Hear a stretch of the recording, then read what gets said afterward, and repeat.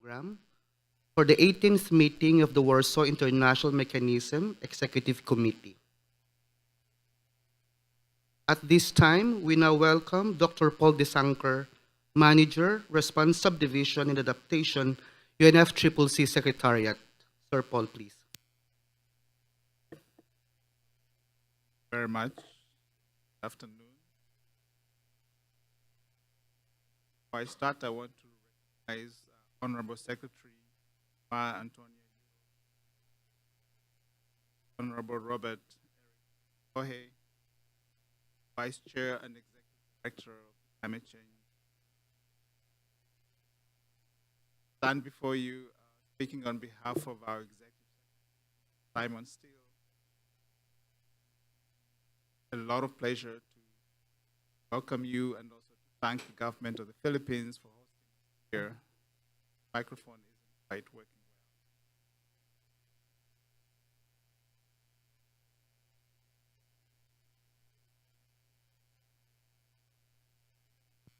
well.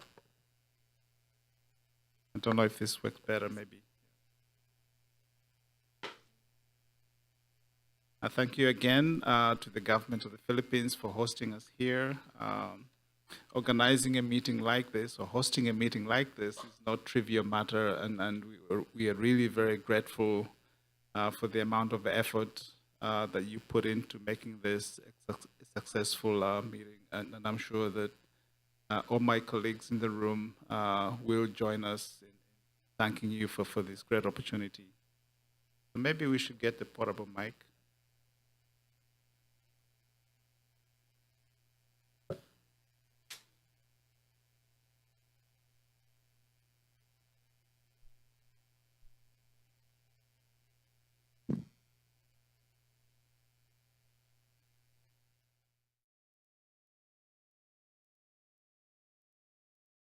Better, maybe.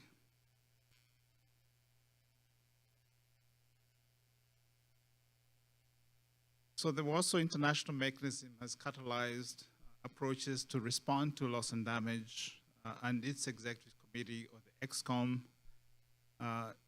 guides the implementation of the functions of this mechanism with the support of its expert groups, a technical expert group, as well as a task force. The Secretariat is very committed to support the work of the WIM and the XCOM, and we continue to do that, and we're quite pleased and happy to play that role. As many have said, COP27 was a loss and damage COP. Perhaps it's fair to say that 2023 will be the year of loss and damage. So we're quite excited by the prospects of what awaits us in COP28 to continue in this drive and success in addressing loss and damage. Of course, the adverse impacts of climate change are being felt in all parts of the world, and one simply needs to open up any national news service to hear about a wide range of such impacts and how communities and systems are struggling to cope with climate change. The intergovernmental process has responded, and the decisions over the last couple of years point to a great opportunity to scale up support to vulnerable countries and communities. Parties have committed to doubling support for adaptation by 2025, and the various funds under the Convention and the Paris Agreement are all gearing up to enhance their support to vulnerable countries. Adaptation involves preemptive actions designed to reduce disaster risk and build resilience. But the focus this year is how to address the loss and damage that results from the impacts once they materialize. And there's a wealth of knowledge and experience about these impacts and an emerging mosaic of support. And this year provides an ample opportunity to formalize all of these into concrete approaches to address loss and damage. It is an exciting stage in our process, and I'm sure we share in this excitement and anticipation of the good and unique outcomes that await us at COP28. Much remains to be done, and we look forward to providing our steadfast support to the work of the XCOM as they contribute in their own way to the broader discussions leading up to COP28 and beyond. So let me once again thank the government of the Philippines for its hospitality, the The colleagues this morning went on the field trip, and everybody's quite excited at how the Philippine government is addressing various aspects of climate change impacts. And there's a lot to learn from the Philippines, given the amount of various events and disasters that happen in this beautiful country.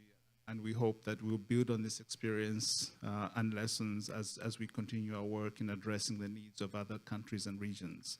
So we're quite grateful for the opportunity to have visited your country and to learn from you and all the good practices that you've put in place. So once again, thank you, and then we look forward to a very successful meeting with your support. Thank you.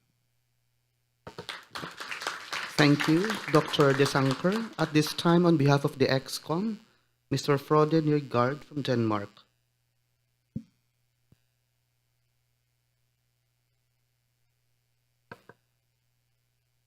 Let me try if this microphone works. Honorable Antonio Loizaga, Secretary for the Department of Environment and Natural Resources, Mr. Robert Boy, Vice Chairperson, Executive Director for Climate Change Commission of the Philippines. At the outset, I would like to thank the government of the Philippines for hosting the 18th meeting of the Executive Committee of the Warsaw International Mechanism for Loss and Damage. It's an honor to address you as co-chair of the Executive Committee of the Warsaw International Mechanism. Loss and damage associated with climate change are occurring across all regions and economic sectors, causing a detrimental and growing impact upon all levels of society, culturally, politically, and economically, and disproportionately affecting the most vulnerable.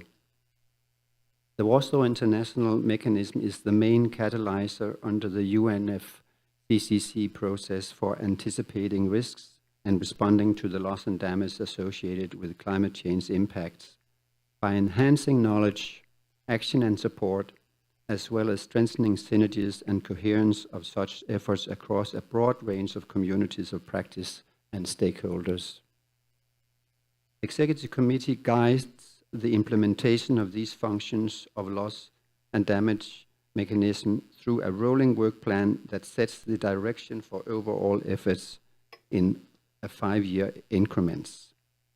Some of the key results of the first 5-year work plan include a compilation of a compendium of comprehensive risk management approaches and a policy recommendations on integrated approaches for climate change-related displacement.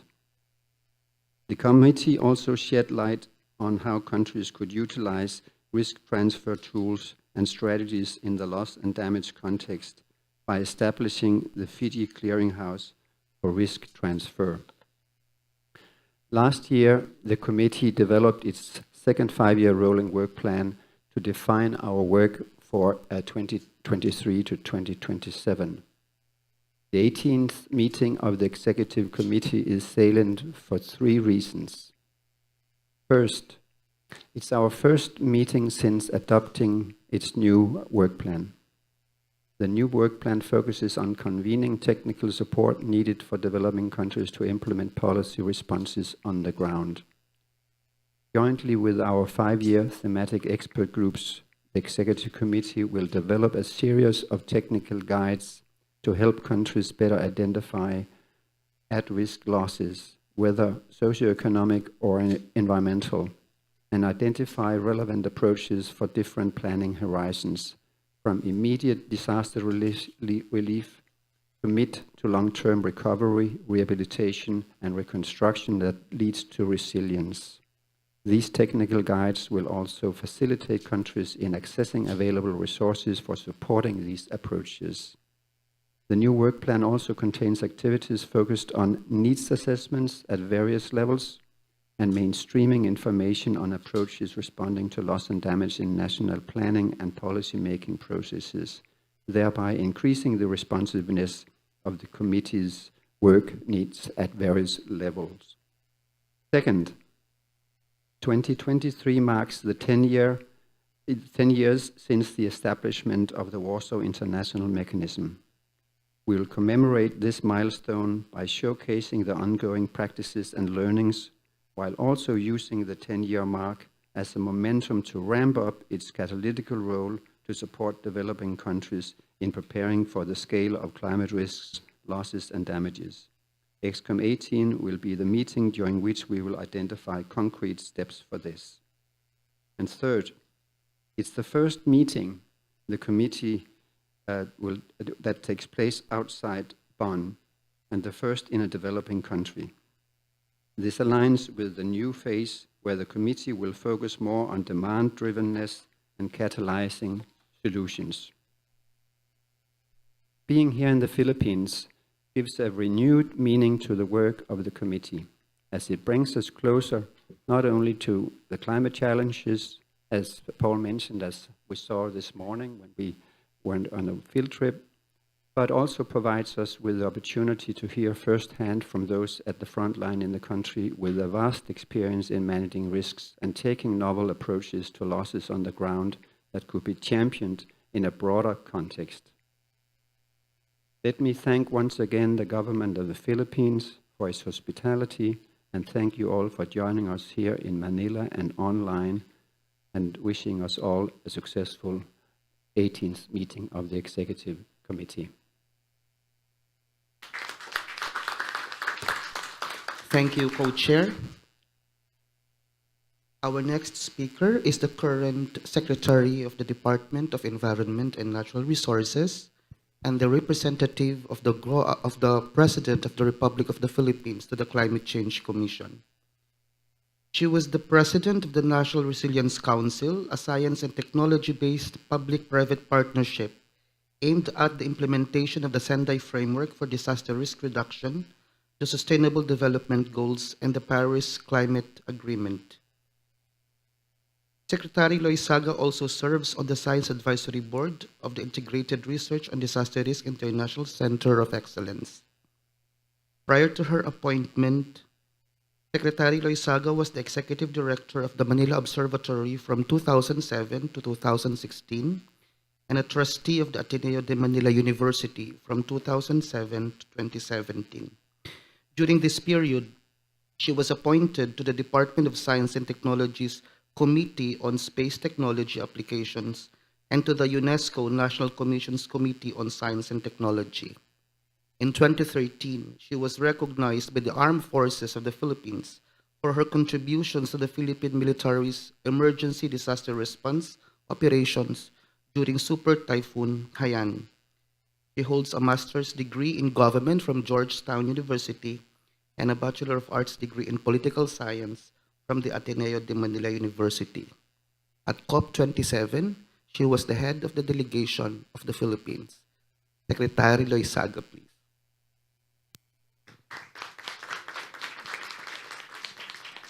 Thank you very much, Jerome, and good afternoon to everyone.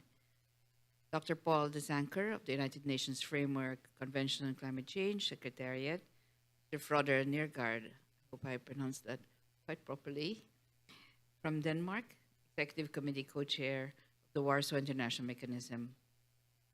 To all those that are present here, I would like to specifically acknowledge the committee members from Bangladesh, Colombia, Dominican Republic, Jamaica, of course the Philippines, Tunisia, Denmark, France, Russian Federation, Ukraine, United States of America. And we have online other members of the Executive Committee from Pakistan, Sweden, United Kingdom. Good afternoon to all of you. Good afternoon as well to Secretary Robert Borge, our Vice Chairperson and Executive Director of the Climate Change Commission, and to all the colleagues from the department and the commissioners as well. I see Commissioner Rachel present of the Climate Change Commission, to our colleagues from the Department of Environment and Natural Resources, Finance, and Foreign Affairs. The representatives also from the scientific and other development organizations, excellencies, distinguished delegates, and gentlemen, good afternoon. I am delighted to welcome all of you to the 18th meeting of the Executive Committee of the Warsaw International Mechanism. We are here as hosts, and we are very grateful for the honor to be able to host you in this significant meeting.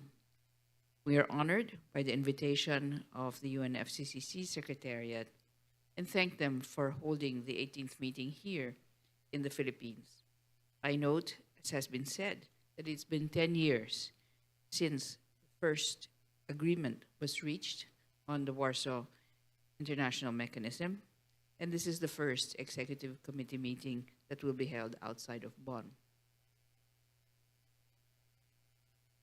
Significantly for us in the Philippines, this is the first meeting as well where the breakthrough decision adopted at the 27th session of the Conference of Parties relating to funding arrangements responding to loss and damage associated with the adverse effects of climate change will be discussed.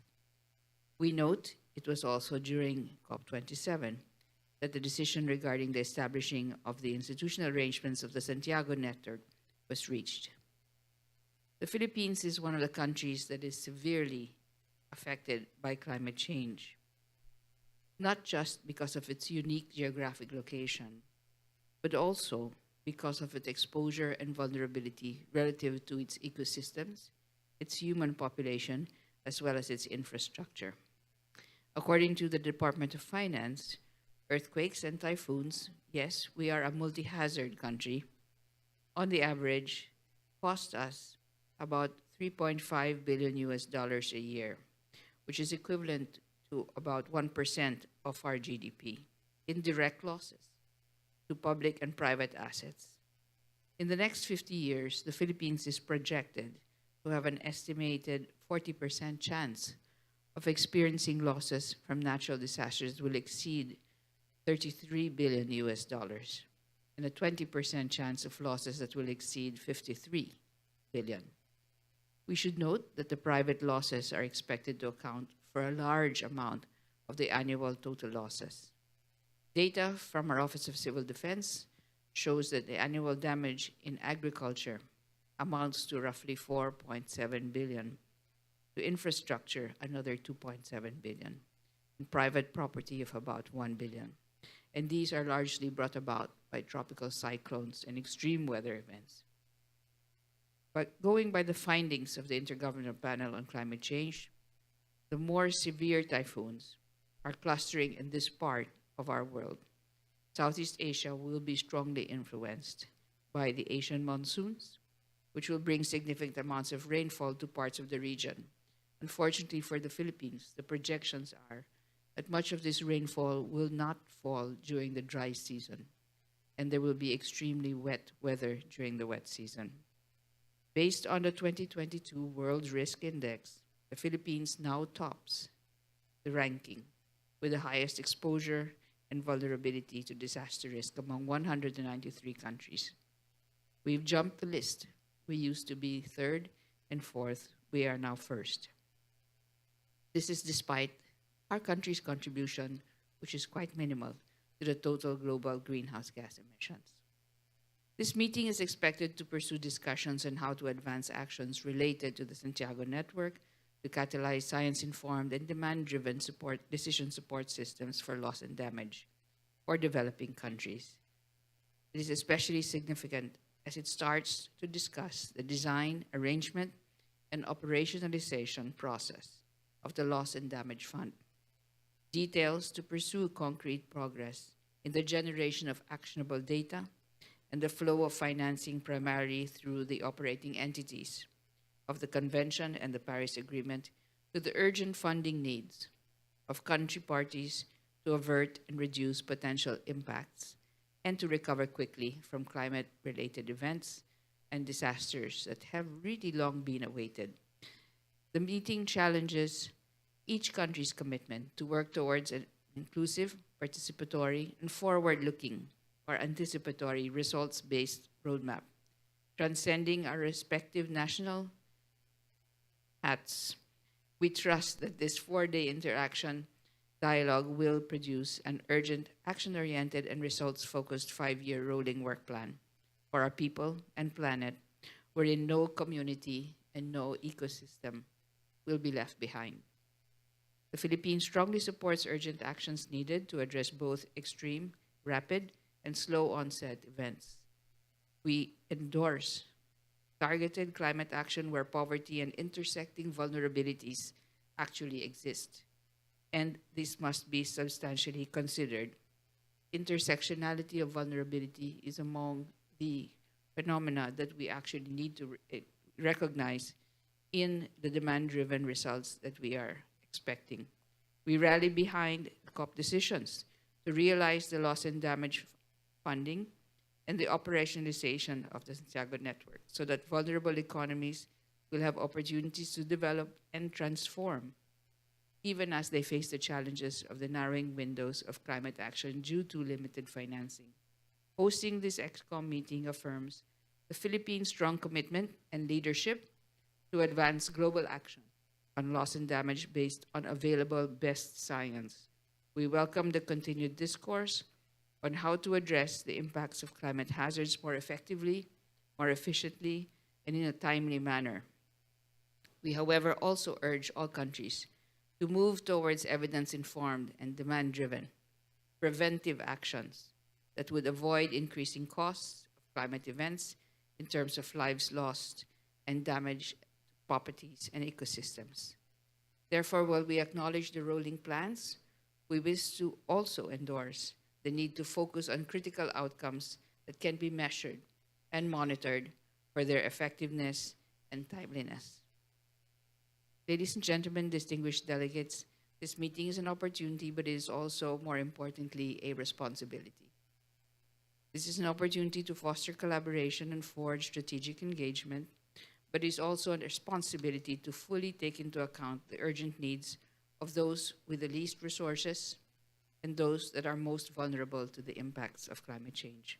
We trust that this 18th meeting of the WIM XCOM will establish clear directions on actions to address the issues of loss and damage and move us further forward toward our vision in a spirit of global solidarity and with renewed commitment to decisive and timely action. Philippines stands ready to support the WIM XCOM in its causes and advocacies to lead and orchestrate the work on loss and damage moving forward for the benefit of all humankind. On behalf of the government of the Philippines, welcome to Manila, and we wish you a very successful 18th meeting. Thank you. Mabuhay. Thank you, Secretary Loizaga. At this time, we wish to inform everyone that the 18th meeting will formally start at 2:30. At this time, we will have the photo opportunity with the principals and, of course, the XCOM members. Can we invite the members to be at the back of the principals now? And then the second one is with some key government officials who are with us at the moment. So colleagues at the WIM XCOM, let's proceed at the back for the photo opportunity.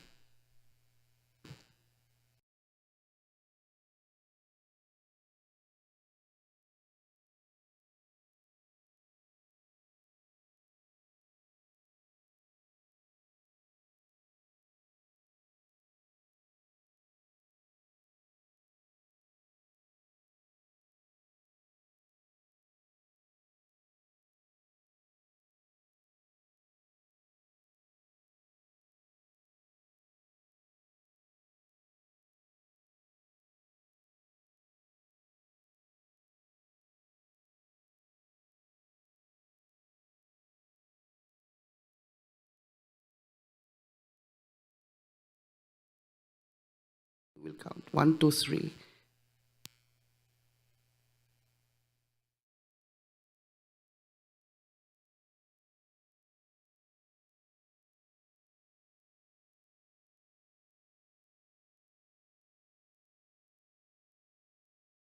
Of the Philippine government, and of course from the Secretariat, Commissioner Rachel, Undersecretary Leones, Undersecretary Te, Miwa, and team.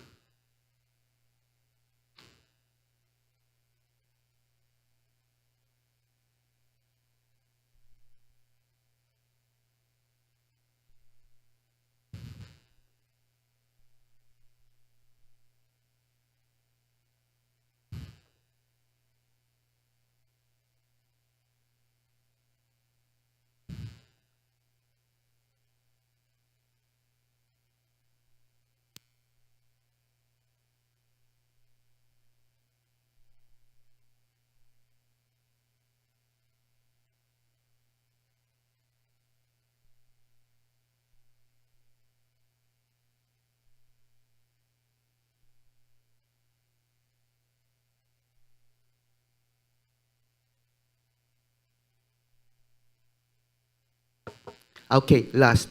As a proof of inclusion, our observers are also invited. Many are colleagues from the Philippine agencies and the rest are IGOs. Please join us.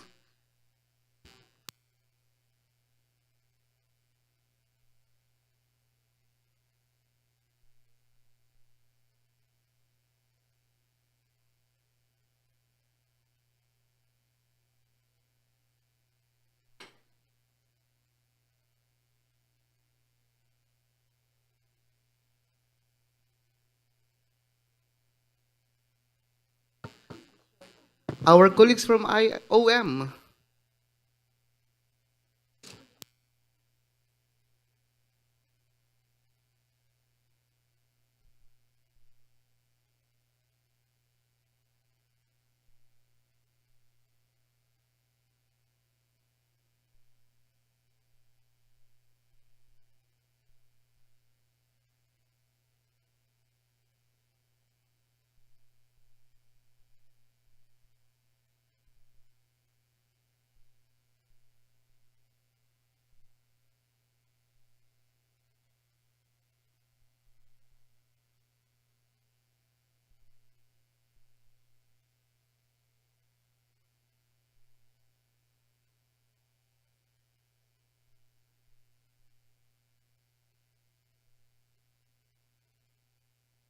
Thank you so much. That concludes the welcome session.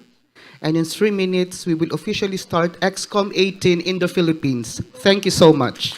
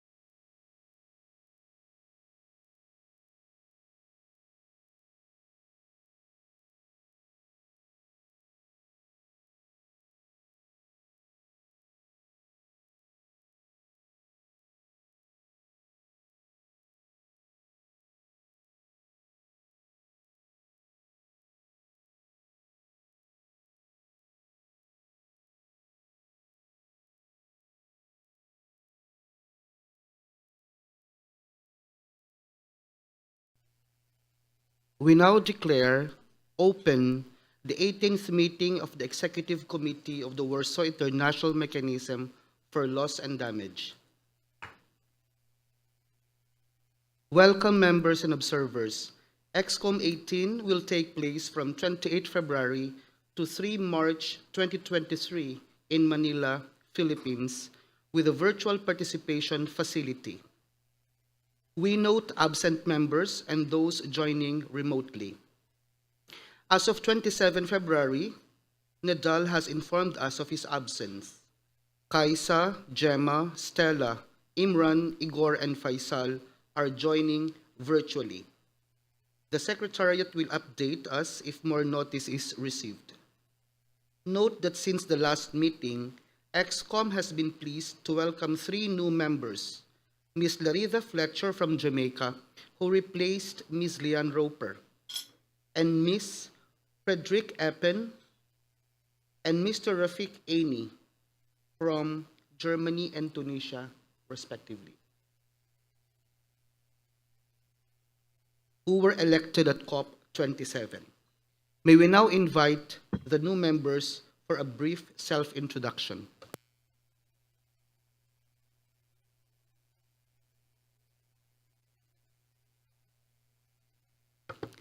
I stand corrected. Ms. Eppen represents France. We now invite new members for a brief self-introduction. We begin with Ms. Eppen, then Mr. Aini, and Ms. Fletcher.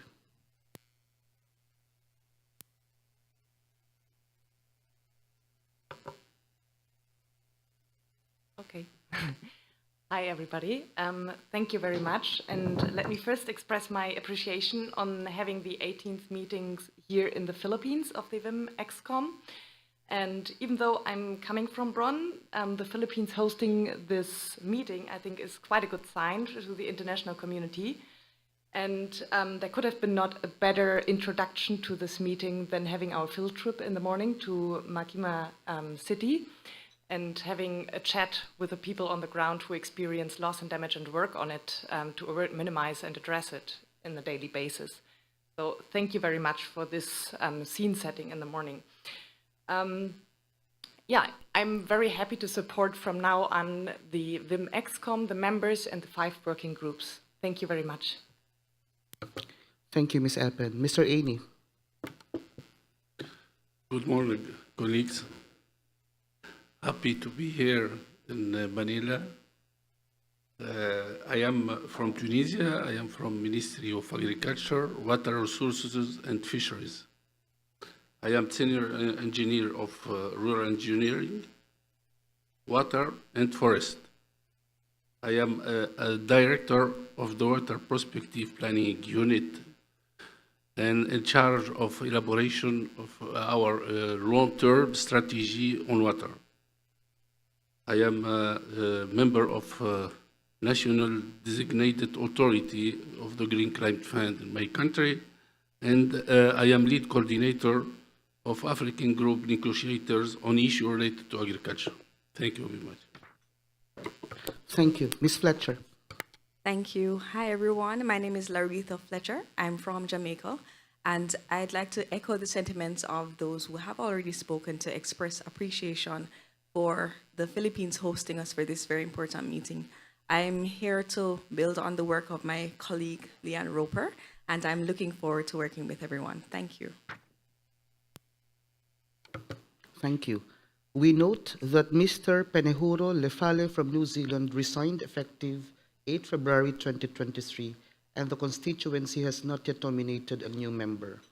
We thank the observers for their interest in following the work of the XCOM and joining the meeting in person and virtually.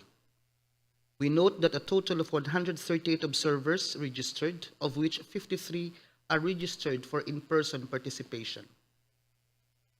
Observer statistics as of 27 February, parties 67, UN and IGOs 41, NGOs 25, constituted body representatives 5. We remind everyone that XCOM 18 is a hybrid meeting and is also live streamed. Kindly keep with the usual housekeeping rules, such as those participating remotely, should keep their microphones muted unless speaking and turning the video on when taking the floor, but all the time if bandwidths allow.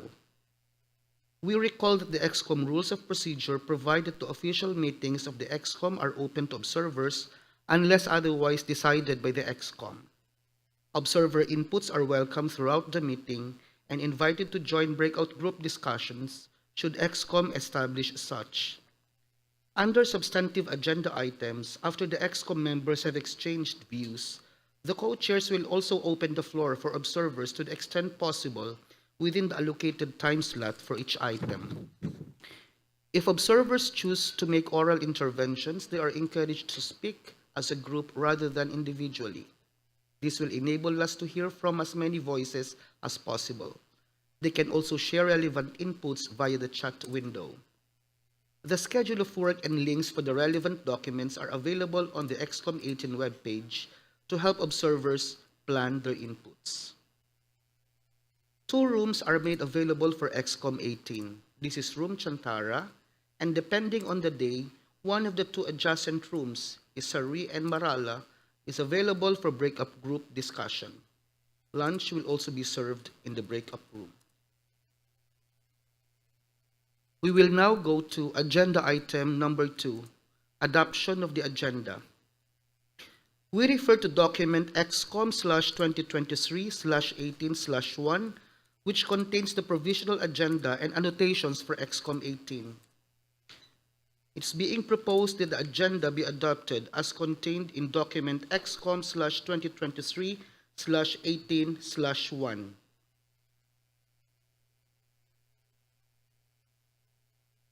Hearing no objections, the agenda is adopted as presented in document XCOM/2023/18/1.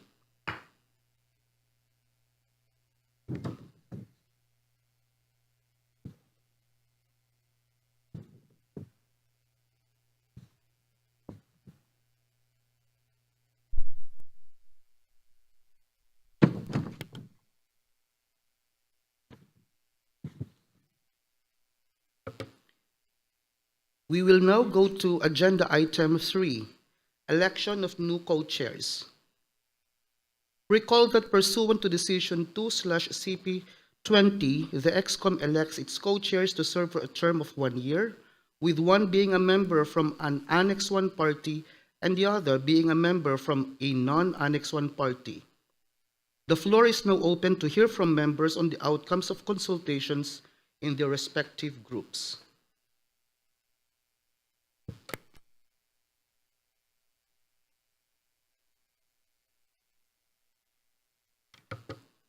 Colombia. Thank you very much, Chair. And first of all, allow me to express our sincere gratitude to the government of Philippines for hosting this meeting.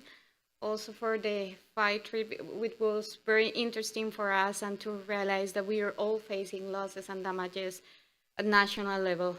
Let me start by saying that we do really appreciate the efforts made by both co-chairs in dealing with these meetings, and your leadership is really important for us. And in that sense, and on behalf of non-annexed countries, we would like to propose once again to have you, Mr. Co-Chair Jerome Ilagan, as co-chair for this meeting on behalf of non-annexed countries.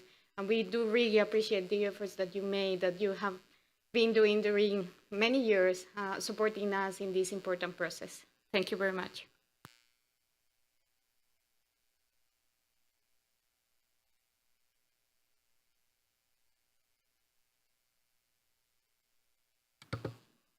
Hearing no objections, it is so decided. Thank you.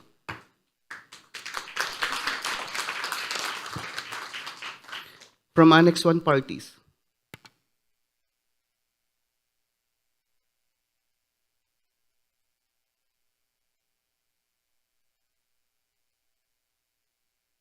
United States. Thank you, Jerome. And also, since this is the first time I'm taking the floor, I would like to say a warm thank you to the government of the Philippines for hosting us. It has already been a wonderful trip, and it's just been wonderful to see the work that you're doing here on the ground. Likewise, to Angela's comment, I would very much like to nominate Frode to continue serving in his role as co-chair. To both Frode and Jerome, you did a wonderful job last year, and I think we will continue to grow and advance our work as an XCOM with you continued leadership. So thank you.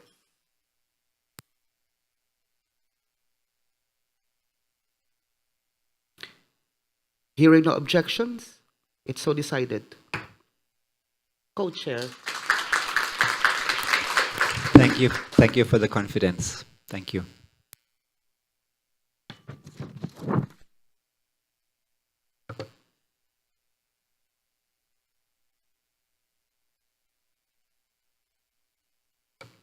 Co-chair, we are asked to say a few words.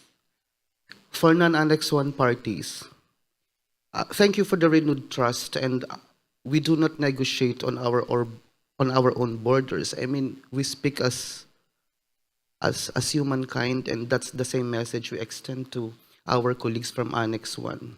We unite because we have just one lens, and that's the humankind, people and planet, and we will continue on as we galvanize our team, the full WIM XCOM team, towards the challenges ahead of us, COP28 and beyond. Maraming salamat.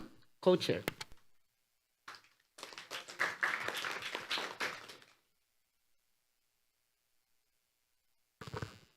Thank you very much, Mr. Co-Chair, and it's a pleasure for me also for the first time now to take the floor after the opening of the 18th meeting of the Executive Committee meeting.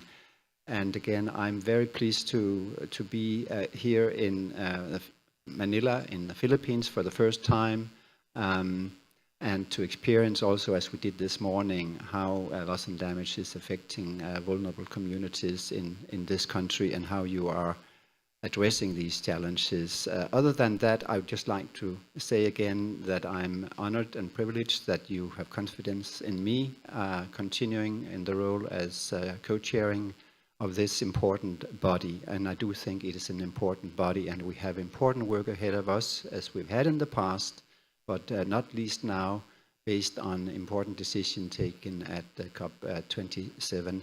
And I will do my best that this committee to contribute to making this committee live up to the expectations that I think we have on our work here ahead of us. So again, with this, thank you for your confidence. I'm happy to serve again as co-chair of the WIM XCOM. Thank you. Thank you, co-chair. Thank you, colleagues. We will now go to agenda item number 4, organizational matters. We note that there is limited flexibility for discussions to spill over the allocated time. As such, the co-chairs intend to manage time prudently and work efficiently during the allocated slots rather than prolong the official meeting hours, which may affect the effectiveness of participation of the members joining remotely. 1800 Philippine time is the hard stop for formal discussions. I repeat, 18 hours Philippine time is the hard stop for formal discussions. To advance the work of XCOM 18 in an expedited way, where the immediate next steps are relatively clear, the co-chairs will present possible decision points at the outset for consideration by the members when opening at the item. If some items require further substantive work, a parallel working group slot may be allocated, followed by a plenary consideration to conclude the item for this meeting. The order of agenda items would be taken up in the plenary and may change. Please refer to the indicative schedule of work available on the XCOM 18 website for the latest plan. The room is available for informal work by members every morning from 8 in the morning if needed. On the approach for specific items, we inform the members of the approach to be taken up by the co-chairs regarding specific items, and in particular, item 6, namely cooperation with the SBI in the organization of the second Glasgow Dialogue. The co-chairs have invited the SBI chair to initiate our cooperation for the second Glasgow Dialogue. Item 7, collaboration with operating entities of the financial mechanism. The co-chairs have invited the GCF Secretariat and the GEF Secretariat to join the discussion.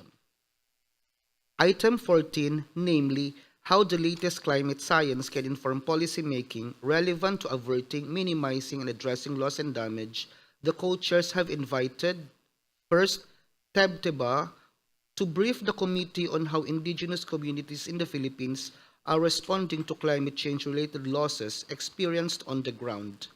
Tebteba is Indigenous Peoples International Center for Policy Research and Education.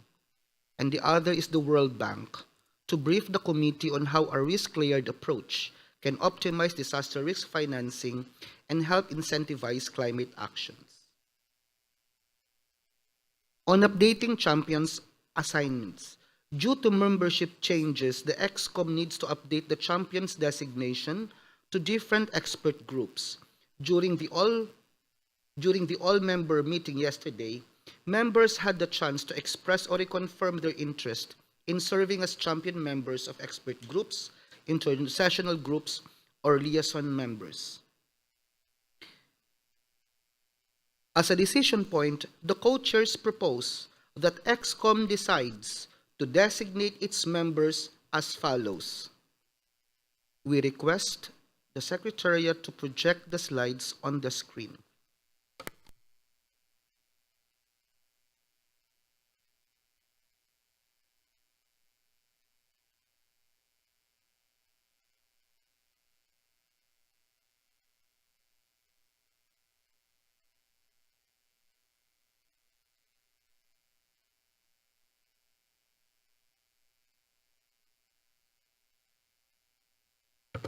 On the slide, champions for intersessional activities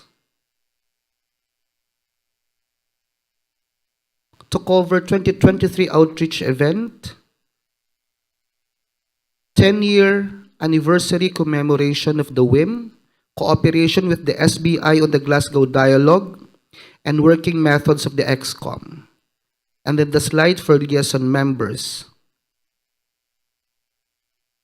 and the expert groups.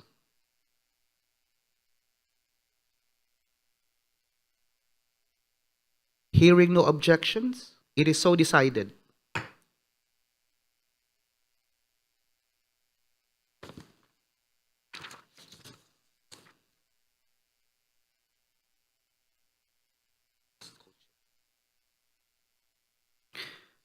For item 5 and the other subsequently, Co-Chair Frode, you have the floor.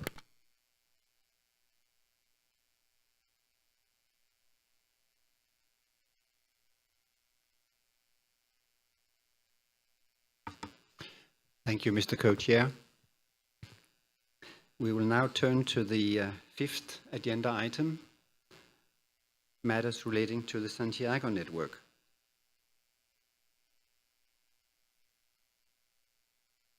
CMA 4 and COP27 invited XCOM to designate 4 members to serve as members on the evaluation panel to consider the proposals to host the Santiago Network Secretariat issued by the UNFCCC while ensuring a balanced representation of developed and developing country parties. The evaluation panel will be convened by the UNFCCC Secretariat by 7 April 2023.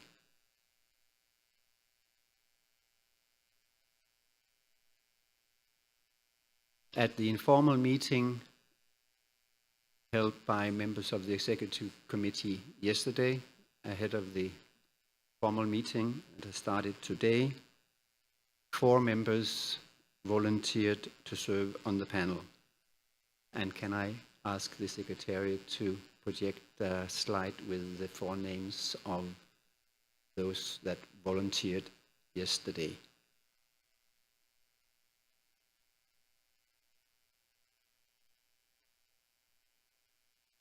Distinguished members, it's my pleasure to propose that the Executive Committee elects Angela Hafiz Shera, and myself to serve as members of the evaluation panel that will consider the proposals to host the Santiago Network Secretariat.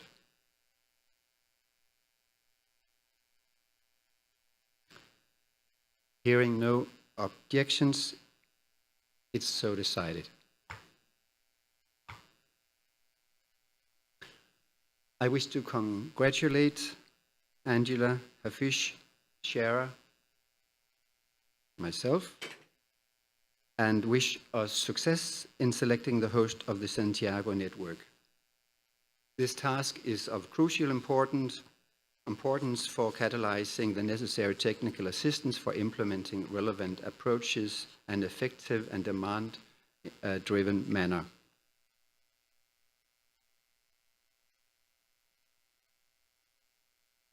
On this agenda item, in addition to having elected the 4 members of the evaluation panel, members may wish also to express or decide ways in which we engage between the executive committee and the Santiago Network. And the co-chairs could propose a decision under this item along the lines of the XCOM expressing its willingness to explore synergies between the work of the XCOM and the work of the Santiago Network once developed under the new hosting arrangements to be decided at COP28/CMA 5. I would like to welcome any comments and open the floor for comments on this suggestion.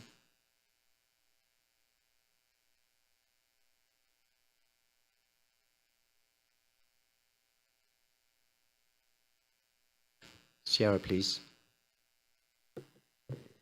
Thank you, Frode, and I look forward to continuing to engage in the process to operationalize the Santiago Network, and very excited to be moving into this next chapter of the Santiago Network's work. And I think you're right to recognize that this is a good opportunity for us to reflect on the ways in which the XCOM can contribute to the work of the Santiago Network. I think I would welcome a decision point demonstrating our eagerness and willingness to engage with the Santiago Network Advisory Board and new Secretariat as they begin their work later this year and in early 2024. I also would like to actually ask the Secretariat if they would be able to share some of the work that they have been doing this year already to lay the groundwork for the Santiago Network, and also for us to consider if there is work that we can already do this year as an XCOM in terms of sharing what the Santiago Network is with loss and damage focal points that may not be aware, and again, providing some of that initial outreach so that once the Santiago Network is up and running, it can be quickly accessed and already have national and local interest in collaboration.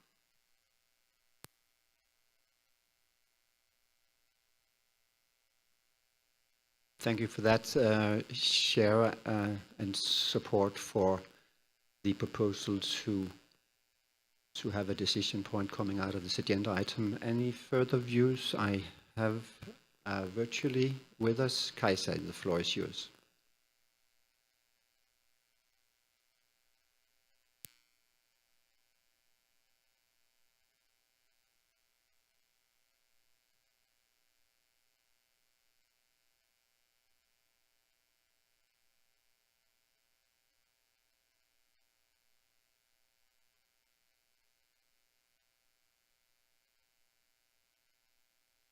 You are muted, Kajsa. We see you, but we don't hear you.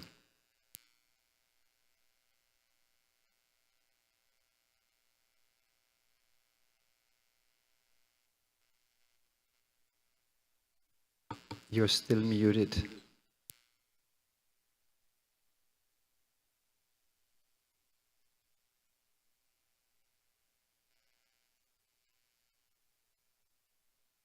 We hear you now.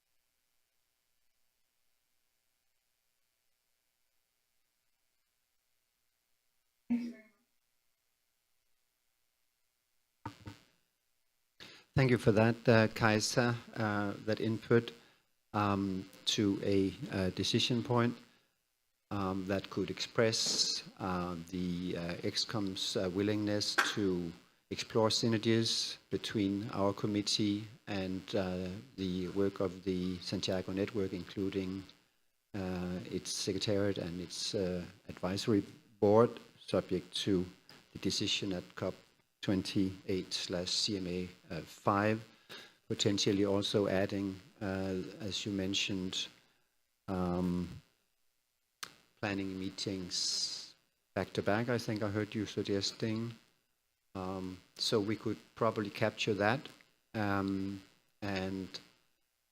we could see if the wording that we can propose is agreeable, and get a decision point. I don't know if we are able to get some language on a screen here and now. If that is possible, then maybe we could decide on the spot. If not, then we'll have to put it out as we have been doing in the past also for considerations, or both.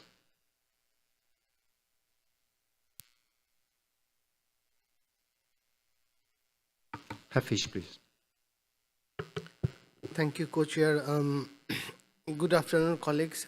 Since I'm taking the floor first time, I would like to join with my other colleagues to appreciate and thank Government of Philippines to host this 18th meeting of the XCOM. Colleagues, we know we are planning for many years to go outside the bond. So finally, we are in Philippines, in Manila. So with that said, I would like to raise, Co-Chair, a simple concern that if you look at the decision point from the COP27, this evaluation panel need to consult with other appropriate constituted bodies like Adaptation Committee and LCCPI. So what would be the modalities to consult with other constituted body that might be reflected in the decision points?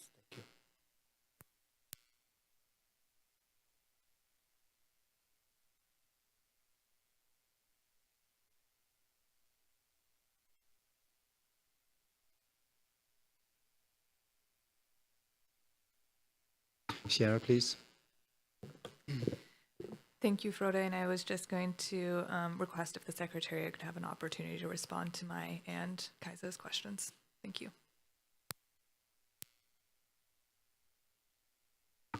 Sure.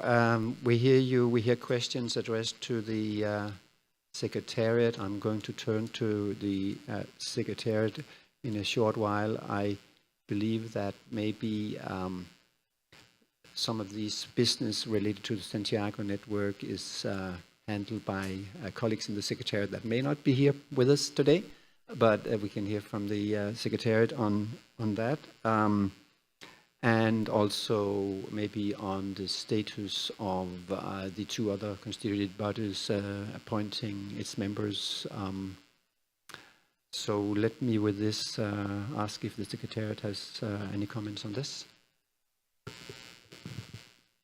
Thank you, Chair, and we're happy to give you feedback on some of the questions. The Secretariat continues to interact with parties on the Santiago Network technical assistance needs, and we're very grateful to some parties that have actually contributed funding to help us in doing that work. So there's quite a number of opportunities in the coming months to interact further with countries at the regional level, where countries will be able to discuss some of their needs and help communicate that. That information is always posted on our Santiago Network website, and activities that have taken place in the past to collect that information is there by country, and occasionally we do summarize the emerging needs as reported, or at least as communicated by different countries.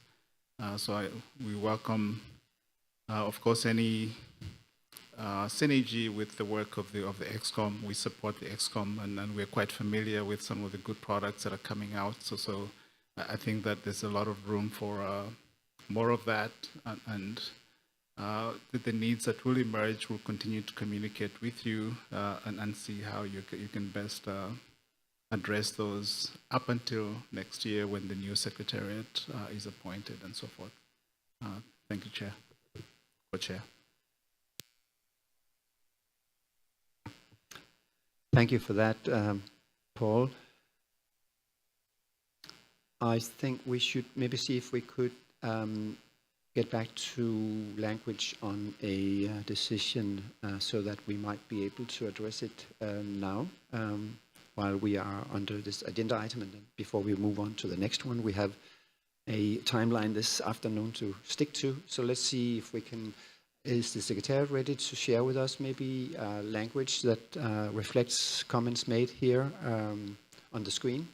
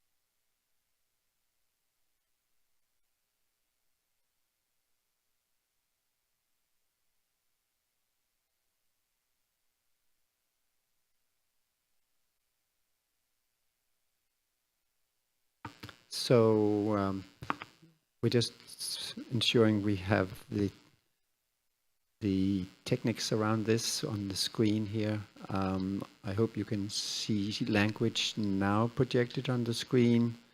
I'm just going to read it out. XCOM notes its willingness to explore synergies between the work of the XCOM and the work program of the Santiago Network once developed under the new hosting arrangements to be cited at COP28/CMA 5.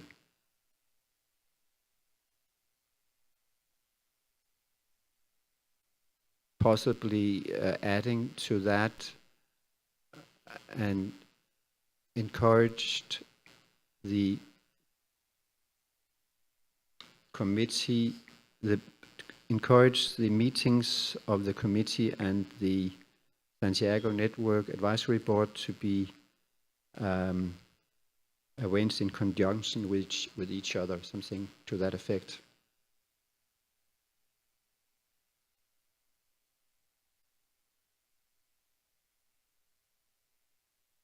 Sarah, please.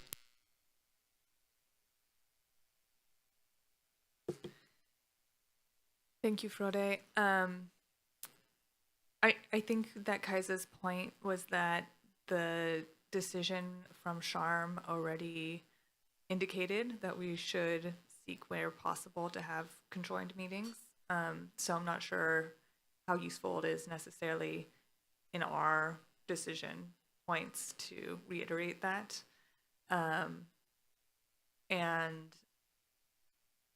so I think if we were to get more detailed, it would be helpful to consider some of the other elements of the decision that Kaisa pointed out. And even the fact that we also will have 2 members on the Santiago Network Advisory Board, and that we are excited and willing to fill those seats.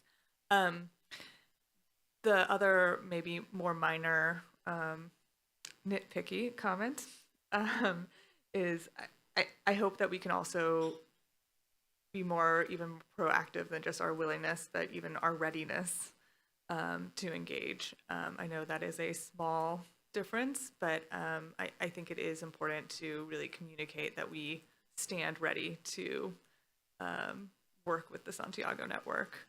And that may be more than just exploring synergies. It is, in fact, building those synergies and working together. And so I think we can be a bit stronger, perhaps, in our language.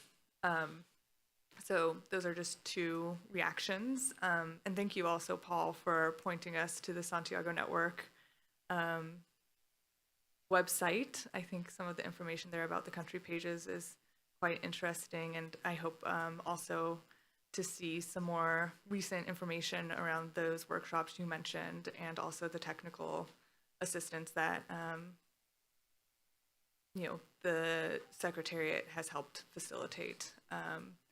So thank you for pointing us to that resource, and look forward to using it in the future.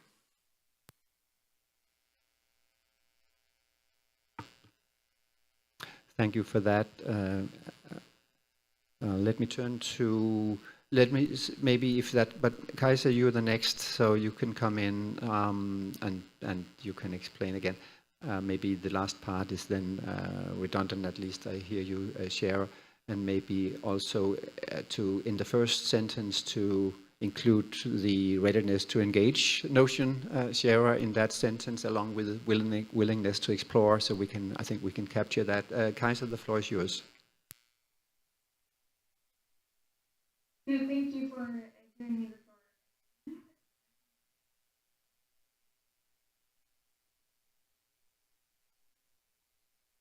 I'm wondering,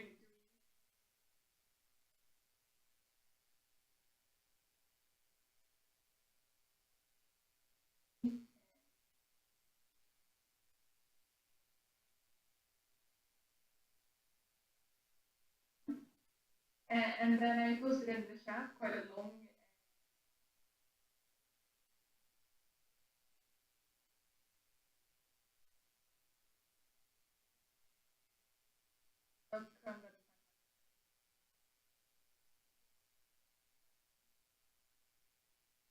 XCOM.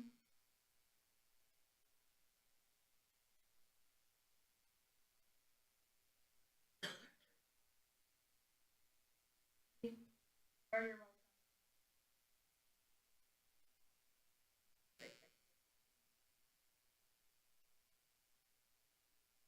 And that I joined.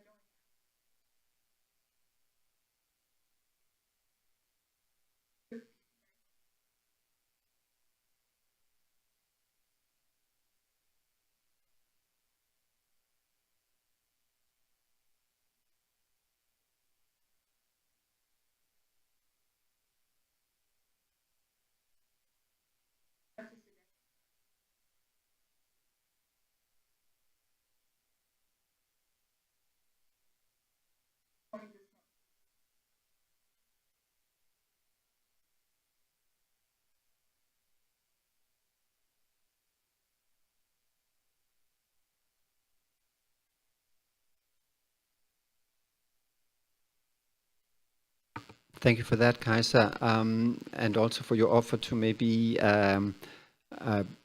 look at that decision text and come up with a short version that could be captured in the decision that we are considering right now. That would be welcome.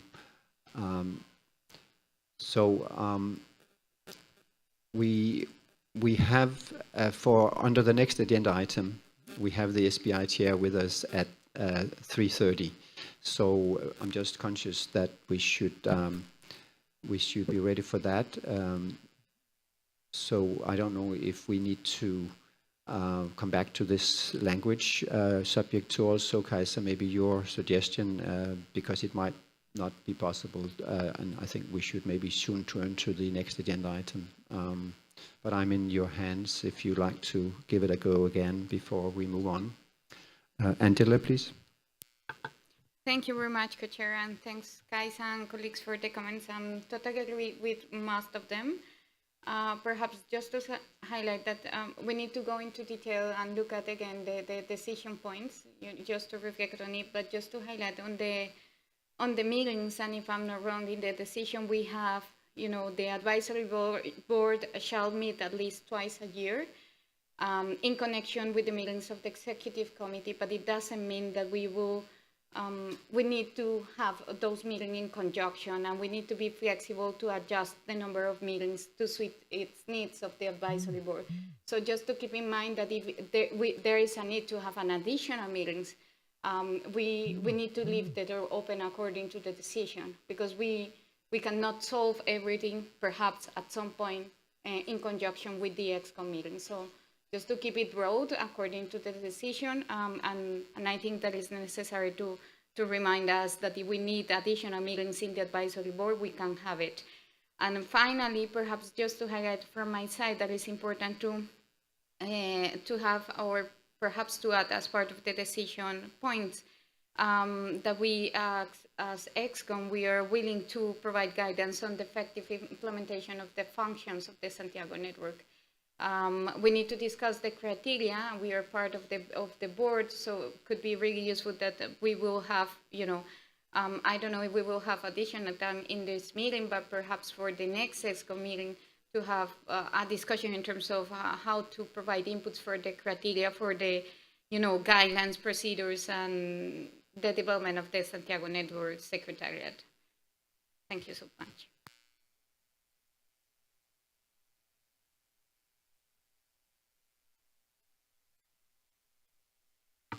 Thank you for that. Maud, please.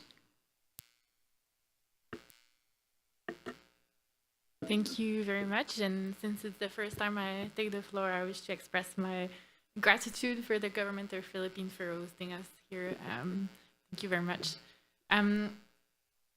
So I just wanted to propose maybe, and it's related to the comment from Sarah and Kasia about the paragraph in the decision from COP27 CMA4 on the report of the WIM, where it says that the Secretariat would make public requests to receive for technical assistance and more actively communicate information on technical assistance available. And it says that it would report on progress to the executive committee. So maybe we want to also welcome the update by the Secretariat.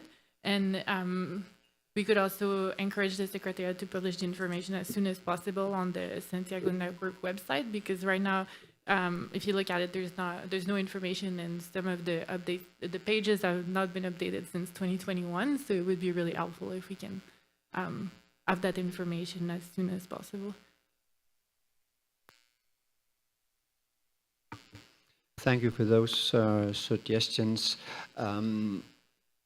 I think maybe we should not somehow overload and repeat too much of early decisions. So just a thought here that I would like to share with you, and that is to make a reference to the relevant decisions, and thereby ensuring that we are building on, in fact, and also, as you suggested, Kaisa,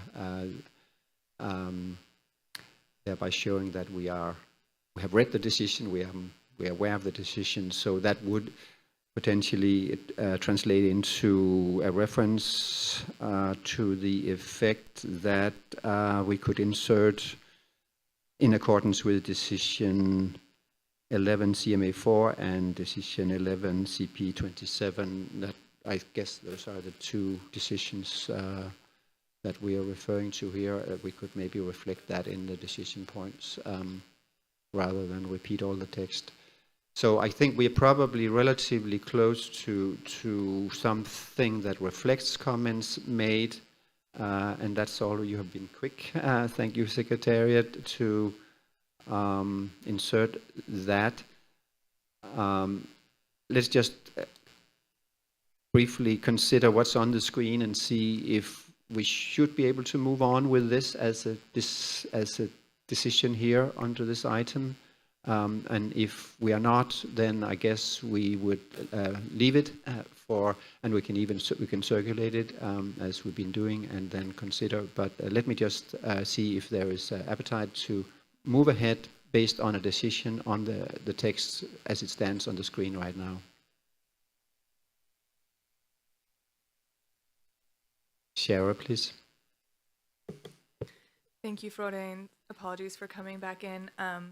At my first read of this, I don't have any comments, but I do think it could be helpful to have more time to consider some of the other decision points that Maud suggested and others. And I think it would be worth perhaps having an opportunity for members to circulate some of their proposed text for different decision points under this item.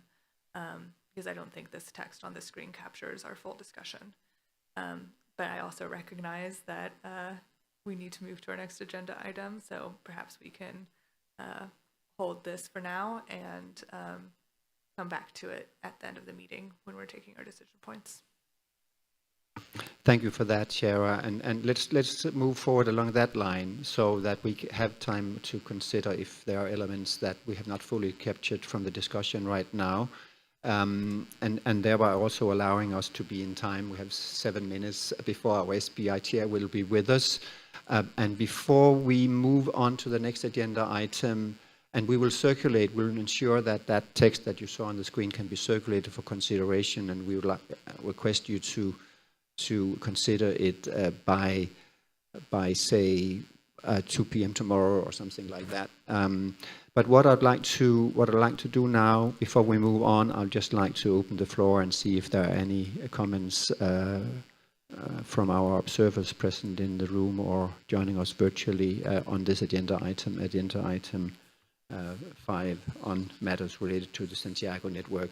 I see a flag coming up. I can't see exactly who is requesting the floor, but the floor is yours, and I think there is a microphone standing somewhere in the aisle in the middle there. So please, and then if you could please also briefly introduce yourself. Chokwill-Desia. Thank you, Mr. Co-Chair. And my name is Andrea Carmen from the Yaqui Indigenous Nation, representing the International Indian Treaty Council, but also a member of the International Indigenous Peoples Forum on Climate Change, otherwise known as the Indigenous Caucus, that participates in the meetings of the UNFCCC the COP substance, etc. And I also would like to express our appreciation for hosting us, to the government of the Philippines, but also to the indigenous peoples of the Philippines, represented here by Tepteba Foundation, a longstanding colleague of ours. And on this topic, I would just like to express the appreciation of the Indigenous Peoples Forum on Climate Change for the decision that was taken at COP27 by the Santiago Network to include a representative of Indigenous peoples along with the gender and youth constituencies in the advisory board of the Santiago Network.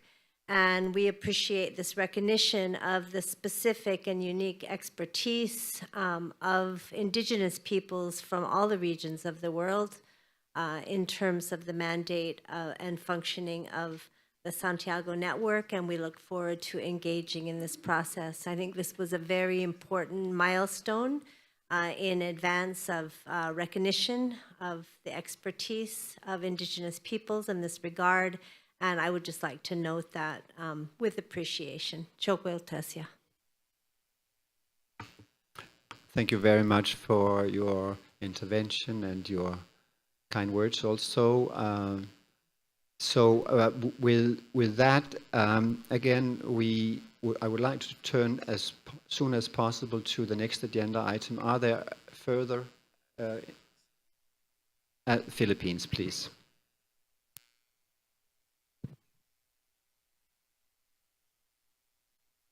Thank you very much, Mr. Co-Chair. Excellencies, Co-Chairs, member of the WIM XCOM, fellow government officials, observers, and colleagues. As this is the first time that I'm going to take the floor, and I think the Philippines will take the floor several times after, I'd like to take this opportunity to thank and congratulate Madam Secretary Yulo Loizaga and the Department of Environment and Natural Resources for leading the Philippines hosting of the 18th WIM XCOM, the very first to be held outside of Bonn. For a developing country, we feel that this is demonstrated commitment to further advance discussions and establish greater synergies of global cooperation on climate action. These are partnerships that matter, and we hope that similar ones are sustained towards accelerated investment-led transformative global climate actions. I would also like to thank and commend the UNFCCC Secretariat for the support and assistance in the holding of this WIM XCOM. The Philippines acknowledges the work of the WIM XCOM through the years. Specifically, at COP27, the XCOM brought us to 3 milestones. First, the decision on separate funding facility for loss and damage. Second, the operationalization of the Santiago Network, and third, the adoption of the second 5-year rolling work plan. But as mentioned earlier, there's still a lot of work ahead of us. Permit me, therefore, to make the following observations. First, it is important that this WIM XCOM should further advance the gains achieved in Sharm el-Sheikh in terms of separate funding facility for loss and damage. The XCOM is expected to provide input to the work of the Transitional Committee. This, to us, provides the committee with the singular opportunity and the great responsibility to ensure the mainstreaming of action of support strategies under the second 5-year rolling work plan adopted by the parties at COP27. Second, the operationalization of the Santiago Network should be supported by parallel national actions, especially action on the ground with the support of expert groups. This will ensure that LD, loss and damage technical assistance interventions, are backed by best available science and best available technologies. By on-the-ground action, we mean interventions benefiting the most vulnerable communities suffering the adverse effects of loss and damage due to climate change impacts. It is only with science that L&D governance and investments can be justified to be climate smart and climate proof. Less than that is shortchanging our people and defeats the fight for climate justice. Third, there's need for alignment with the global stocktake. The progress and the work of various expert groups must be aligned with the GST to ensure that vulnerable countries' gaps and needs in terms of means of implementation delivery are reflected. We need to paint a fair picture of the progress of the Paris Agreement itself, its relevance amidst the narrowing window to take action to mitigate GHGs and address global warming. Fourth, the twin gains on loss and damage finance and Santiago Network should enhance convergences among parties and stakeholders to mobilize with urgency and efficiency the desired goals of the Paris Agreement on loss and damage. Fifth, A robust monitoring and evaluation work of the XCOM's 5-year rolling work plan is a crucial step to make its operations results-oriented. Necessarily, therefore, timelines must be clear, targeted for specific deliverables, with set out corrective or contingency measures in the spirit of leaving no one behind. Sixth, the work of the WIM XCOM must be harmonized with the work of other constituted bodies. This will ensure that frameworks, approaches, and target outcomes are contributory to the overall goal of global climate resilience and sustainable development. Coherence and coordination, therefore, must be at optimum level. And seventh, overlaps in terms of activities and interventions among constituted bodies in any circumstance should be addressed to galvanize convergences for the effective and efficient use of resources. In simple terms, loss and damage is essentially a systematic function or systemic function of the whole scope of work of all bodies under the Convention and the Agreement, especially on science, technology, and MOI, capacity building, transparency, and finance. We wish the WIM XCOM all the best in ensuring that we catalyze further the global action on loss and damage so that we can make significant progress from decisions in COP27 towards more action results-oriented COP28. And with your indulgence, let me just point out, as said by President Ferdinand Marcos Jr., the concept of loss and damage has now been accepted by all parties. But this still brings us to the very difficult and fundamental question: how do we quantify the damage and loss? What are the rules that we apply? When does it begin? Excellencies, colleagues, we are now in the moment to make transformational decisions to avert, minimize, and address loss and damage, and the moment to build right at first sight. The Philippines is steadfast in fostering constructive dialogue towards transformational action to advance the work of the WIM towards COP27 in UAE and beyond. Thank you. Thank you very much.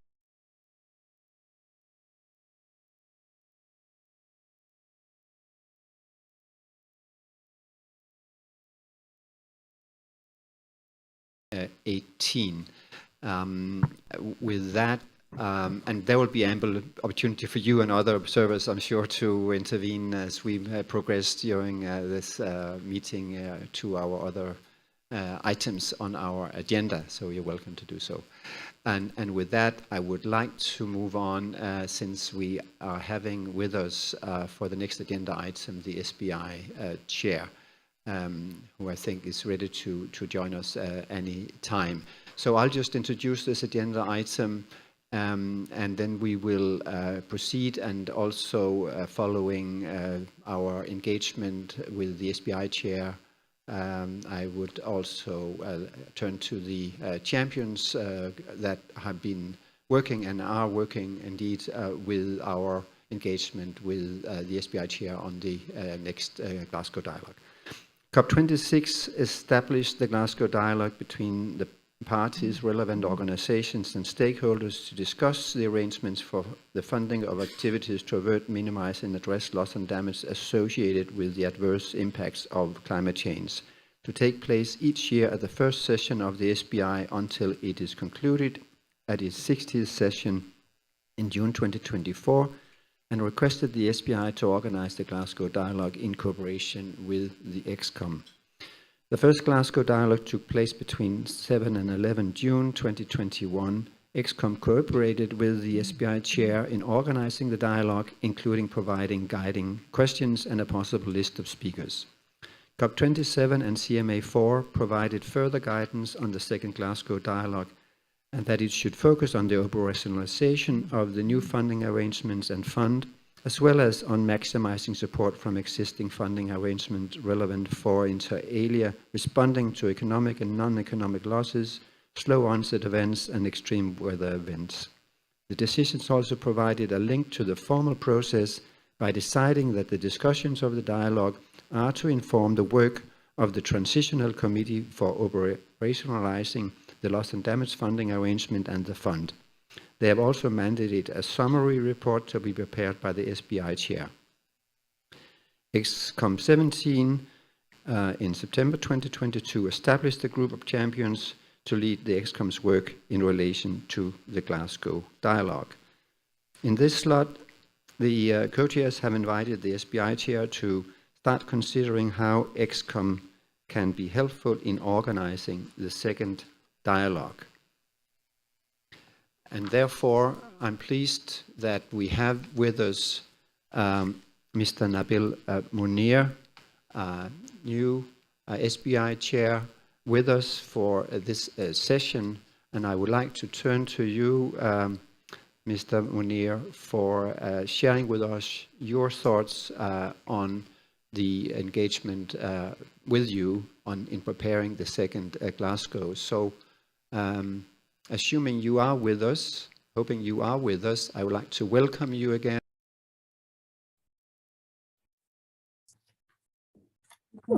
Thank you. Can you hear me?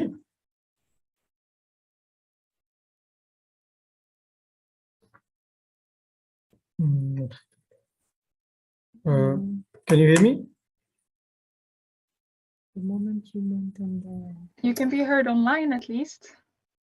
Oh, I don't know. You may not hear us, but... Thank you. Thank you so much. Colleagues, let me begin by thanking the XCOM for their support in designing the first Glasgow dialogue, particularly in providing inputs to guiding questions for various sessions and suggesting a range of speakers. The first dialogue served to initiate and inspire a broader discussion on financing for averting, minimizing, and addressing loss and damage concerning A, funding arrangements already in place, B, outlining good practices, and C, identifying success factors and scalable solutions. Being the first dialogue and given the rather limited guidance on how to organize it, SBI benefited a lot from the cooperation with ESCOM in identifying guiding questions that help define the discussion points. COP27 and CMF4 have now defined the scope of the second dialogue, which is to focus on the operationalization of the new funding arrangements and fund, as well as on maximizing support for existing funding arrangements relevant for inter alia, responding to economic and non-economic losses, slow onset events, and extreme weather events. The decision also provided a link to the formal process by deciding that the discussions of the dialogue are to inform the work of the Transitional Committee for operationalizing the loss and damage funding arrangements and fund. It has also mandated a summary report to be prepared by the SBI chair, as was just mentioned by the co-chair. COP27 and CMF4 also invited submissions on topics and structure to inform the second dialogue. A number of groups and parties have already provided their views.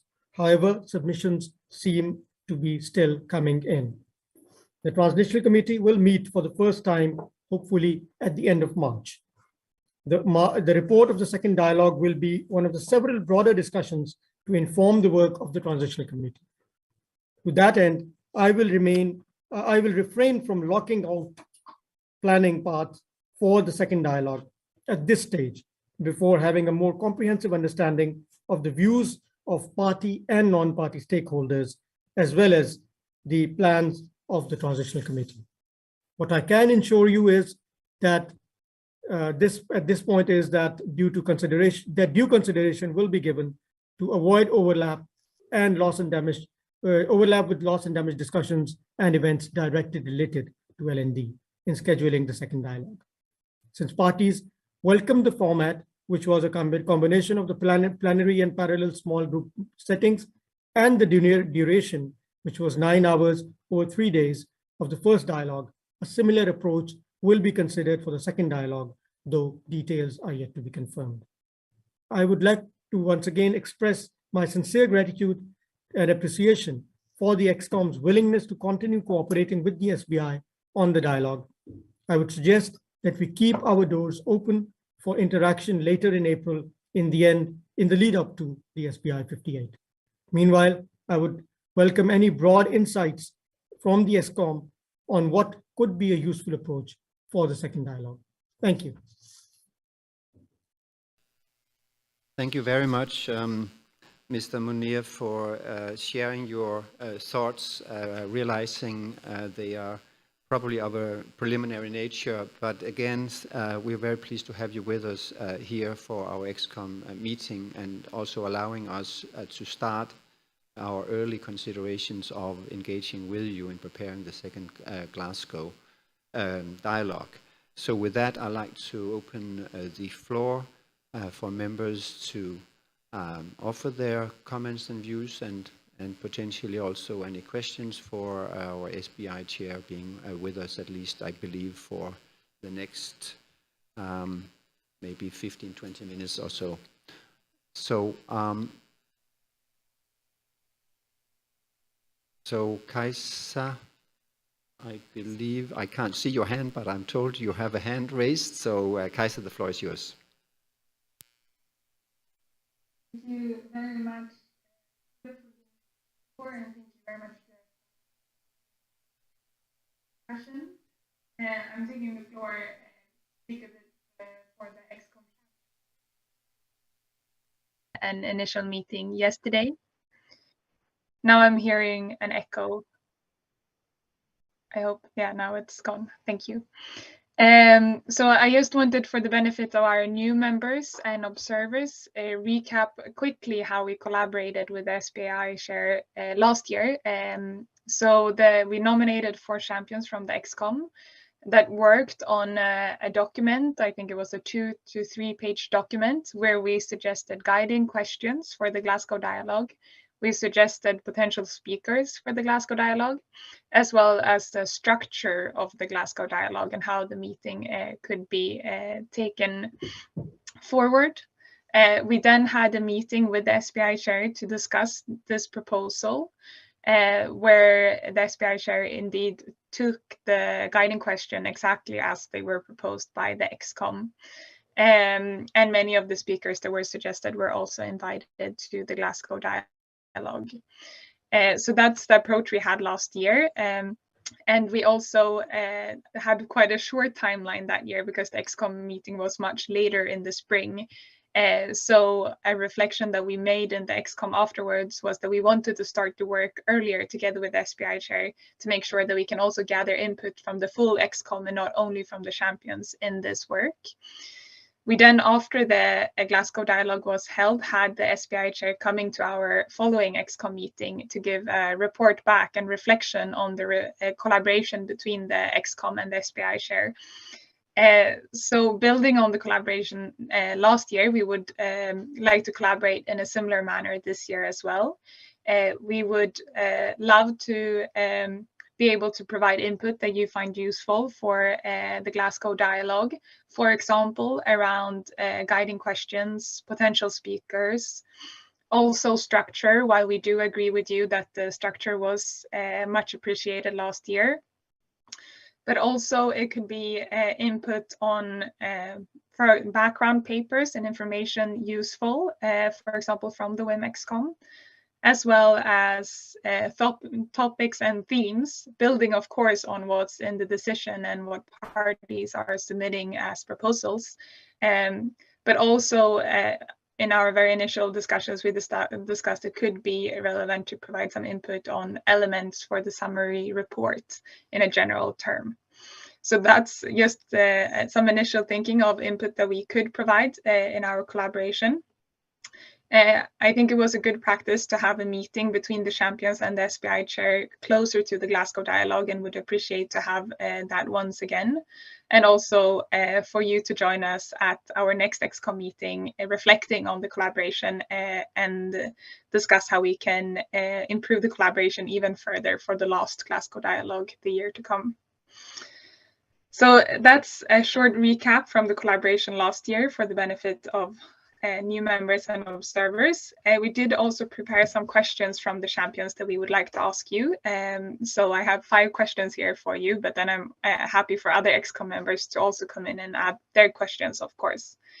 But some questions that we had was, how do you see the relationship of the Glasgow dialogue with the transitional committee and the 2 workshops? I think you spoke to the relationship between the Glasgow dialogue and the transitional committee, but if you could elaborate a little bit on also the link to the 2 workshops, that would be enlightening. And then what topics or theme would you like the Glasgow Dialogue to focus on? Building on the decision, of course. I do think you spoke a little bit to this initially as well, that you didn't want to decide on the topic too early, but if you have any further reflections on that, that would be useful. Then also, what would you like to replicate from the first Glasgow Dialogue? What did you appreciate with that first Glasgow Dialogue? And what would you like to change from the first Glasgow Dialogue? And then a very key question for us is, when would you like our input? I think you mentioned April. Would that be the good date to have our suggestions or guiding questions and speakers? If you have any clear indications on when you want our inputs, we will make sure to deliver by then to make it as useful as possible for the Glasgow Dialogue. And then final point, what's your thinking about the report from the Glasgow Dialogue? Have you started thinking about that and any insights on that you could share with us? Thank you so much from the XCOM champions on the Glasgow Dialogue. Looking forward to collaborate with you going forward. I think with this rich comments, observations, and questions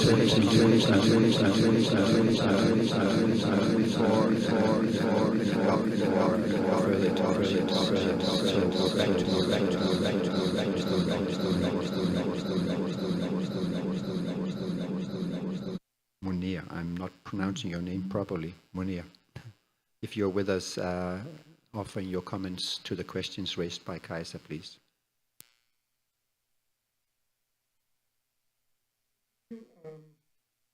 Let me just well that the work that we did with the XCOM and with the champions was really the basis or the foundation on which the Glasgow Dialogue was built. And so the guiding questions, the speakers, the structure, whatever input, whatever suggestions, comments you could provide would be very much welcome. And as far as your specific questions are concerned, I'm sorry, I think there was a problem with the mic, and I did not fully understand that these questions were for me. So I don't know if you can repeat them again or maybe give them a bit more time, because there was a lot of echo and I couldn't understand.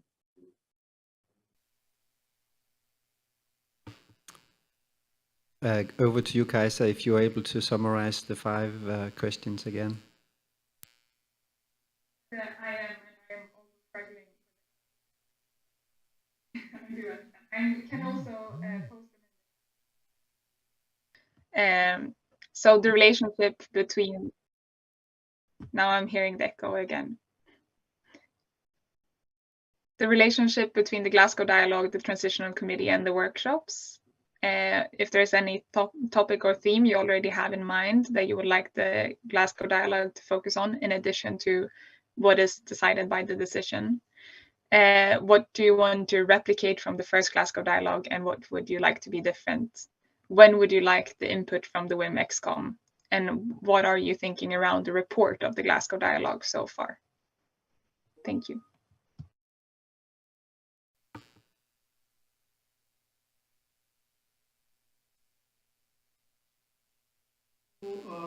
Your first question, I think the SDI chair, what we would like to do is to avoid overlap in topics with those covered by the Transition Committee and in the 2 workshops. So I think that would be something that would be important for us.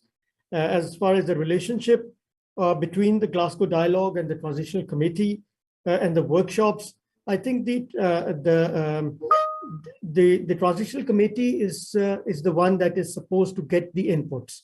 The Glasgow Dialogue is supposed to discuss those issues, provide those inputs, and of course, our report, the SBI report, would be the conduit of providing those inputs to the Transitional Committee. For the topics and themes, I think that is, I have still got to do some thinking on that, but of course, whatever you would like to propose as the champions, as the XCOM, that would be very much welcome, and we would take that into consideration before deciding on how to go about it. What would we replicate and how different would we like to do? Well, I think, as I mentioned in the beginning as well, that the guiding questions, the speakers, the structures, the way it was managed, the timing, a lot of these things were really appreciated at the last dialogue. So I think you already mentioned that you wanted to have some changes in the structure. So that is, you're welcome to propose that, and then we will see. We will, of course, discuss it with them further with you and see how we can take them forward. When would we like the inputs? I think end of March, early April. But I think it's important to keep in constant communication so that we are able to understand each other better, and so that the inputs that you provide don't come as a surprise for us. And of course, I hope it would not come as a surprise anyway. But just it's good to be in constant communication. The report, I think that it has to summarize the key discussions. That's the main point of the report, and we would like to have that again this time as well. Thank you again, Kaisa, for repeating the questions as well. Thank you very much, Mr. Munir. And I turn to Hafish, please.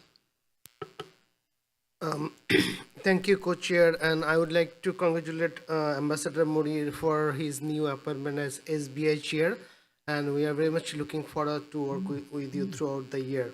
So I would also like to thank Kaisa to raise the concerns for the last dialogue and the concerns for the upcoming Glasgow dialogue on behalf of the Champions Group.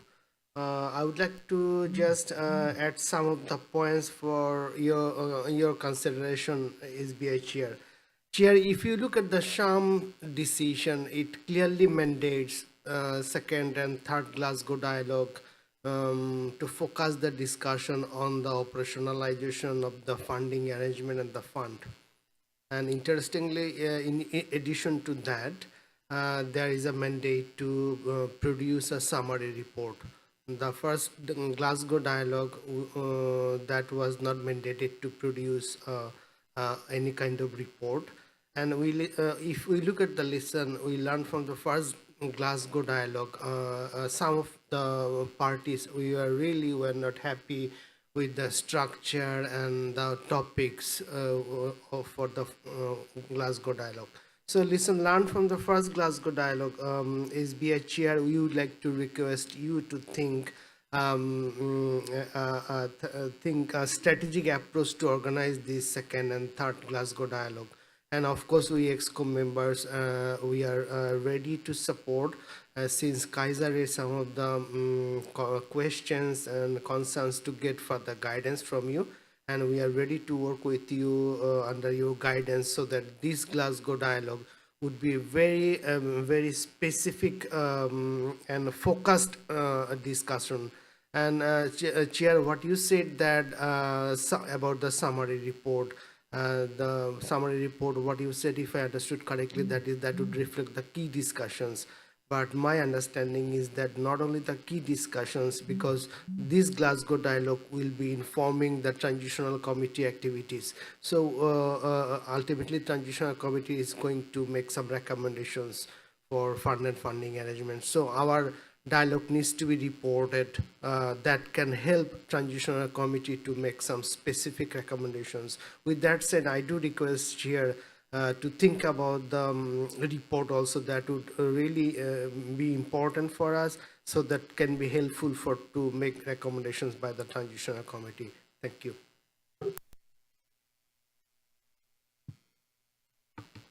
Thank you, Hafish, for that. Any further views by members present or joining virtually?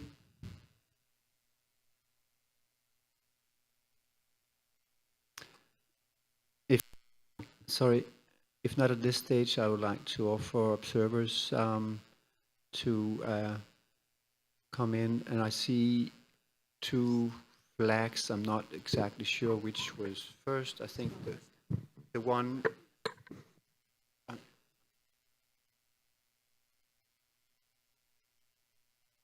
Yes, please On my right-hand side, second row there, please, the floor is yours. Thank you very much, Chair. My name is Tetet Lauron, and I'm speaking on behalf of the Women and Gender constituency, the environmental NGOs, both Climate Action Network and Demand Climate Justice.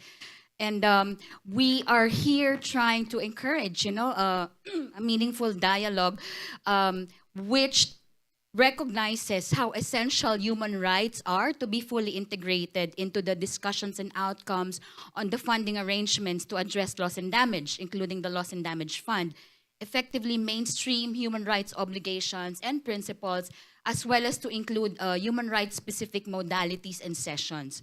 So in this regard, we would like to highlight again that public participation must be guaranteed in relation to international processes related to the environment, in particular, women, indigenous peoples, children, older people, people with disabilities, peasants, and other persons working in rural areas, and those with lived experience of loss and damage from climate change impact must have a seat at the table at all stages and levels of decision-making. If you recall, Chair, several constituencies sent a letter to the Executive Secretary and the COP President last January 24th, Climate Action Network, Demand Climate Justice, Women and Gender Constituency, the Youth Constituency, and the trade unions on the need for inclusion of observer organizations in the Transitional Committee on the operationalization of new funding arrangements.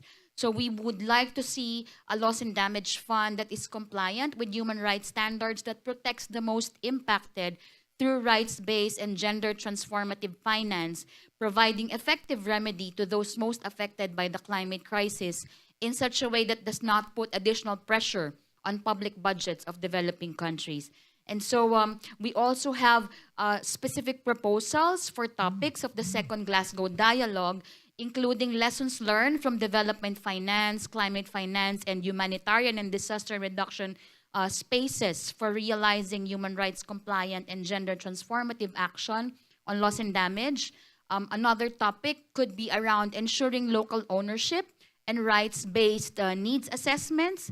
And then the third topic that we would like to propose for the dialogue would be around delivering public and grant-based finance at scale. Specifically to consider, asking the difficult question of what is the role of a debt cancellation and relief in the context of loss and damage. Thank you very much, Chair. Thank you for your intervention. I'd like to turn to one of our members joining us virtually before continuing with observers. And I do recognize also United Arab Emirates and UNDRR, and I think there might be a couple of others. But before doing so, Stella, the floor is yours.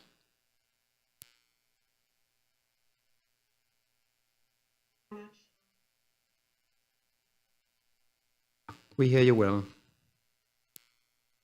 Much and in the floor, I would like to welcome members in the room online and all the observers. From here, it looks like the room is quite full, so really glad to see so much participation and also the inputs that were made now and in the previous session. I think that's really valuable, and that really shows the opportunities that XCOM provides in terms of mobilizing all the expertise and the inputs from various stakeholders. And also thank you so much for to the government of the Philippines. I regret for not being able to be with you and on site and over there, but I really appreciate all the inputs that were made yesterday and today already by the different presentations.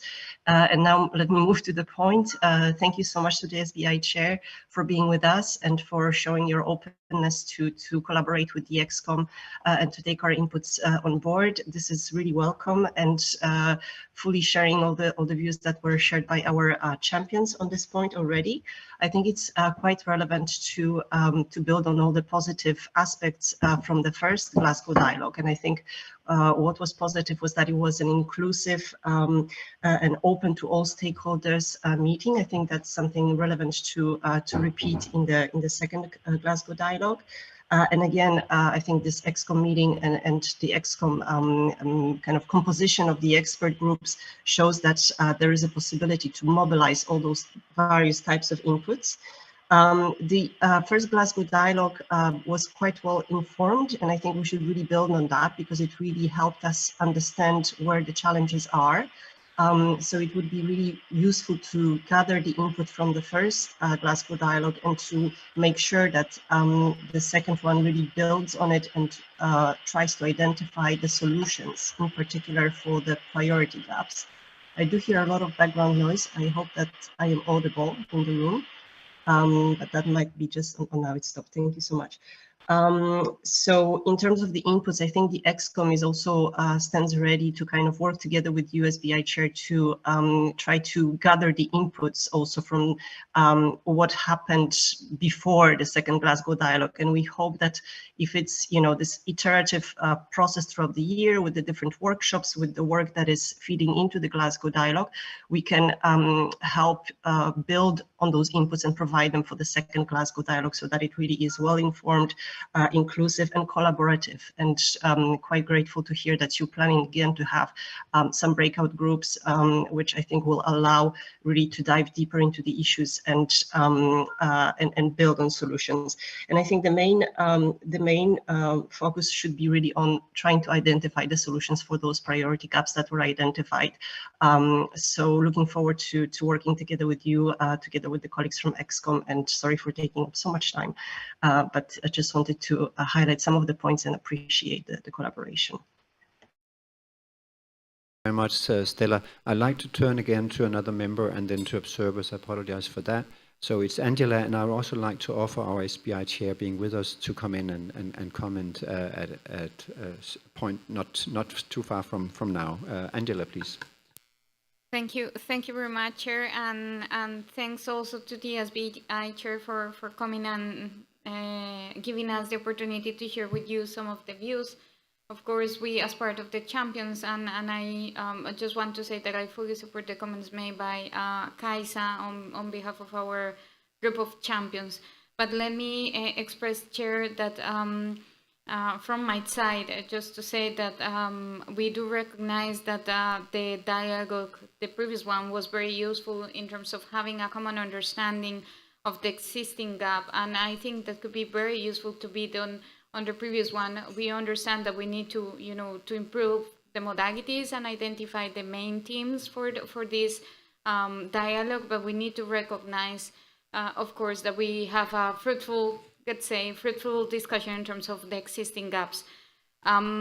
Just to say, Chair, that perhaps for the next Glasgow dialogue, personally, I consider that could be used to provide feedback to the work of the transitional committee and provide some guidance in terms of the things that are outside of the convention and how to work and build on the initiatives that we have outside of the convention. And I think personally, I think that could be useful to look at the whole picture in terms of the funding arrangements. And I think that the Glasgow dialogue could be an important space to discuss how to handle with those initiatives that are outside the UNFCCC. And just to also support the comments made by the observers, and we also see the Glasgow dialogue as a space to guarantee broad participation and inclusivity. So I think it's important to allow observers, to participate and provide inputs in terms of these funding arrangements and how we can create synergies between the Glasgow dialogue and the transitional committee. Just to say, Chair, that we look forward to working with you in terms of supporting the process in terms of this Glasgow dialogue, and we look forward, of course, to participate in the process and provide some inputs for your consideration. Thank you so much. Thank you very much, Angela. And now I'll turn to observers, and I have on my list the UAE, I have UNDRR, I have IOM, I have the Philippines, and if you do have specific questions for the SBI chair, please also mention that while we still have the SBI chair with us, maybe for another 6 minutes or so. And I see another flag down there somewhere, so you are on our list as well. And with this, please, Mohammed, United Arab Emirates.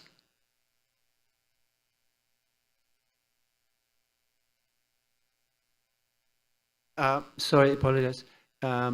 Yes, there's a microphone there. Hello, everyone. First of all, I would like to thank the government of Philippines and their hospitality of hosting us all here. It's a beautiful country. Thank you again.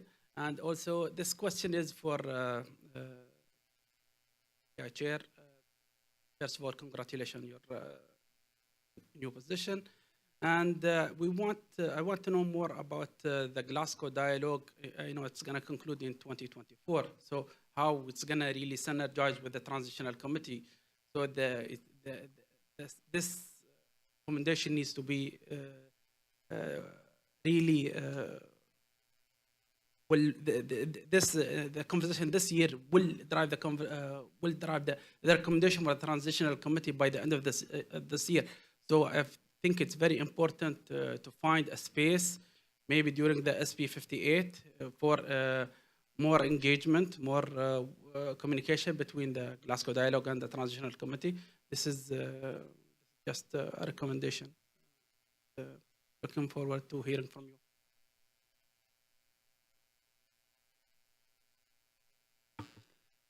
Thank you very much for that, Mohammed. Let me turn to UNDRR. Joining us virtually, I believe it's Leanne. Good morning, good afternoon, or good evening. Thanks, confirming that you can hear me. Very well, Leanne. Nice to see you, and we also see you. It's really good to see everyone, even though I'm joining virtually, but also in another capacity. I want to perhaps say congratulations to all the new members and wishing every success to the new slate, that you will have a very successful year, particularly given that it is a milestone year with your 10-year anniversary. I also wanted to say congratulations to the new SBI chair. I think we have seen you in a different capacity, but want to wish you every success. I wanted to perhaps briefly speak about the Glasgow Dialogue and the submission that was made by the UNDRR. We highlighted some very critical areas that we believe would be useful to the deliberations on how to, number one, select the topics, but also the structure of the Glasgow Dialogue. This year, there was already the midterm review of the Sendai framework, and there is much captured in the findings and recommendations that would have relevance for the topics for the Glasgow Dialogue. And we believe that this is one important input that can be considered. But our submission pulled three specific topics that I would like to briefly mention. One is looking at data and metrics on loss and damage, which would be useful as foundational for monitoring and evaluation, but also being able to see the true scale of damage and any potential positive impact that loss and damage funding arrangements will have.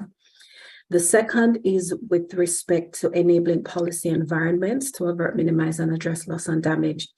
We believe that it's quite important to explore this area, given that when the funding arrangements are operational, there needs to be an enabling environment that addresses the roadblocks that we've heard from many other financing and funding arrangements that have been in existence prior. And thirdly, to look at financing arrangements for loss and damage with consideration for different tools, and also looking at prevention, anticipatory action, risk insurance, contingency financing, etc. I will not go into much detail as this is all captured in our submission. Finally, I would like to speak to the structure. We heard much in the reflections from the SBI chair and also feedback from members of the XCOM already. So our recommendation really is that the way it is structured should ensure that it's interactive, inclusive, and focused. Interactive to allow a broad range of participation, and the breakout groups we feel was a useful approach and should be considered.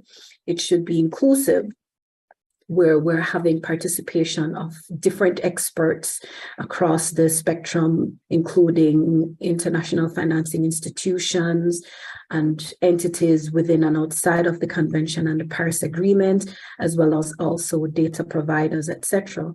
And finally, to be focused so that we're bearing in mind that the work being done for this second and the next Glasgow dialogue is to support work with respect to the Transitional Committee this year and future deliberations with respect to how we can further operationalize loss and damage funding arrangements. So thanks once again. It's interesting being on this side of the fence, but certainly looking forward to seeing how I can continue to support from the UNDRR end. And just to say that Animesh Kumar, he will be joining in person. So I will be in and out, but supporting nonetheless. And congratulations once more to the co-chairs who continue to do good work on behalf of the XCOM. Thanks. Thank you very much, Leanne, and good to have you, although in a different capacity than in the past. And thanks for your comments and observations. Let me now ask those that I have on my list. We have the SBI chair with us just a few minutes still.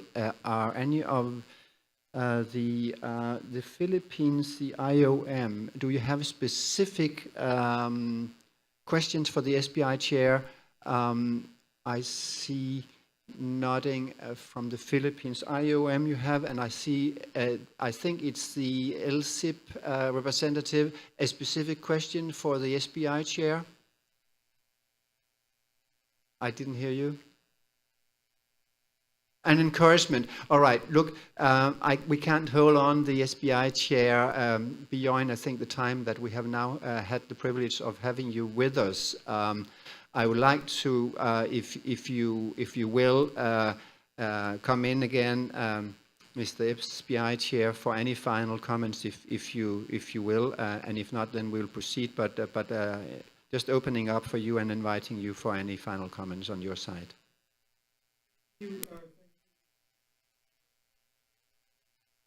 Another opportunity to give my comments and try to respond to some of the questions and comments that were made. So I think a few of the comments and questions related to the report. Bangladesh, Colombia, UAE, Hafiz, Angola, and Mohammed. They all spoke about this report and how it will go and what it will provide as an input to the transition committee. I think that's extremely important and that we have to work with. You remember last year there was no report, and that was what we fought for. That because then if there is no report, the Glasgow dialogue becomes a one-off without any real continuation into the system or into the process.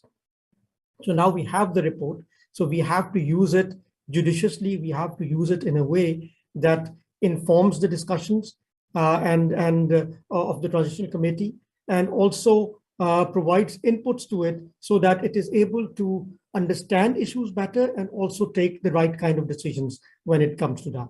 So I think what we will do in our report is try to do all of that so that the work that is being done in the Glasgow dialogue with the help of the XCOM is actually beneficial to the work of the transition committee, and then of course in taking a final decision in the COP28.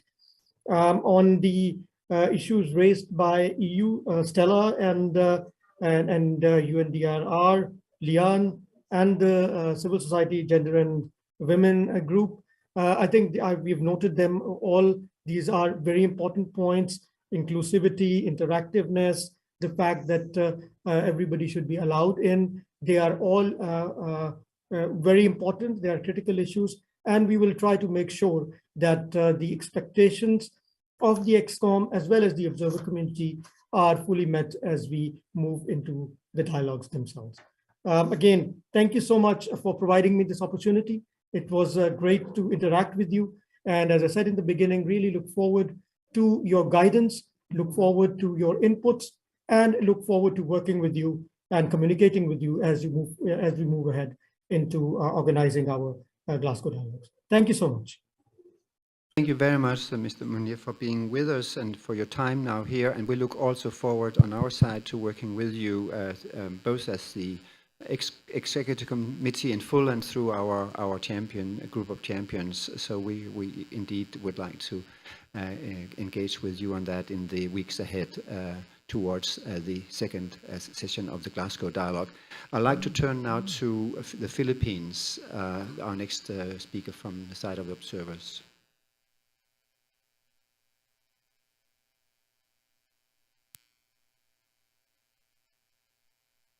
Thank you, Mr. Chair. The Philippines acknowledges the views of the SBI Chair and supports in particular the one on ensuring that all views of parties are considered in order to make the second Glasgow Dialogue as inclusive as possible. Recalling that in the bilateral meeting with then SBI Chair, Ambassador Munir, then G77 Chair, raised his concerns and in fact disappointment on the outcomes of the first Glasgow Dialogue and strongly recommended that loss and damage must be incorporated in the next GD. The first GD identified current financial mechanisms aimed to finance actions to mitigate climate-related losses and damages. The time has come for concrete action, more innovative solutions to manage loss and damage from intensifying and increasing uncertainties in climate hazards. The second Glasgow Dialogue, therefore, should focus on practicable and immediate solutions to stem losses and damages of chronically affected countries. With the adoption of the COP decision on the establishment of a focused funding arrangement and facility on climate-related loss and damage, the challenge then for us country parties is how to make this happen as soon as possible. We note, however, that while we are working on the funding arrangements, parties must articulate needs in terms of capacity, technology, and those on data gaps and climate hazards management. Parties must also discuss the sharing of knowledge and competencies and even facilities in more efficient and effective ways towards solutions that work. Further, we need to prioritize. Actions should not merely be on addressing residual impacts, but on how to prevent risks and reduce potential impacts. And aside from slow onset events, we note that sudden onset events are causing us catastrophic losses and damages, which must also be stemmed immediately. Finally, to build on the gains of the Glasgow Dialogue, it is important that we have a systemic way of assessing our progress. Reports are welcomed as part of a system of monitoring evaluation, but most importantly, feedback in order for us to move further forward. Rest assured, Mr. Chair, that the Philippines stands ready to work with the SBI Chair, Ambassador Munir, towards results and outcomes-oriented conduct of the second Glasgow Dialogue. Thank you.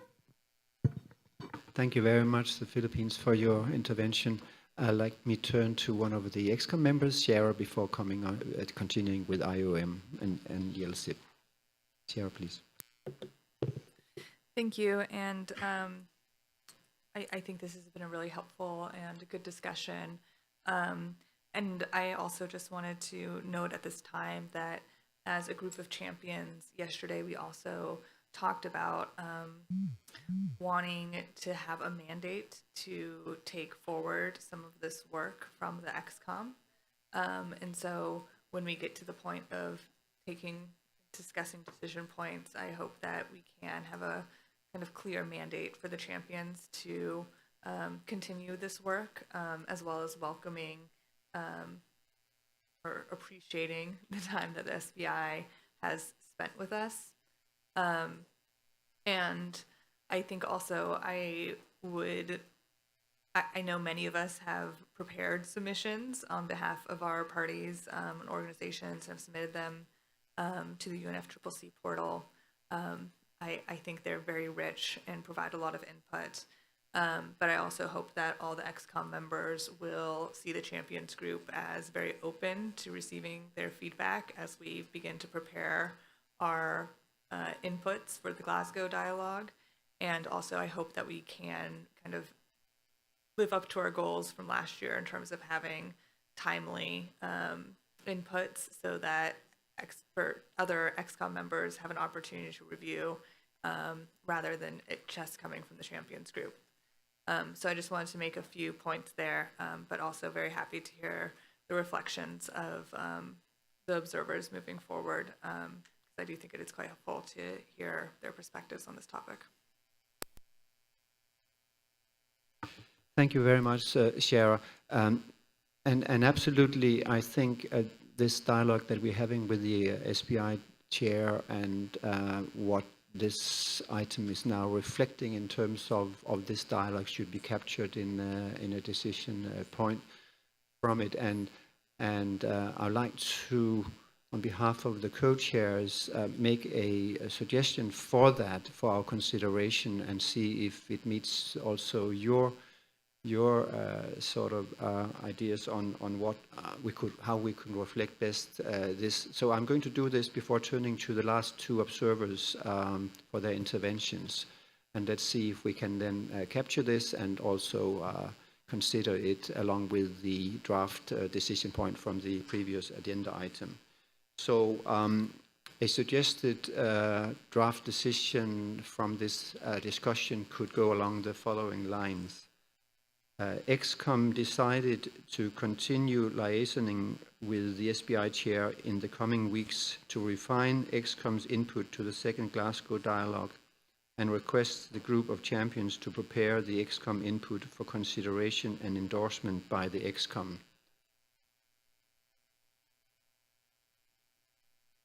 So I can just read it out again, slightly different from what you see on the screen, since I'm starting directly saying XCOM decided to continue liaisoning with the SBI chair in the coming weeks to refine XCOM's input to the second Glasgow dialogue and requests the group of champions to prepare that XCOM input for consideration and endorsement by the XCOM.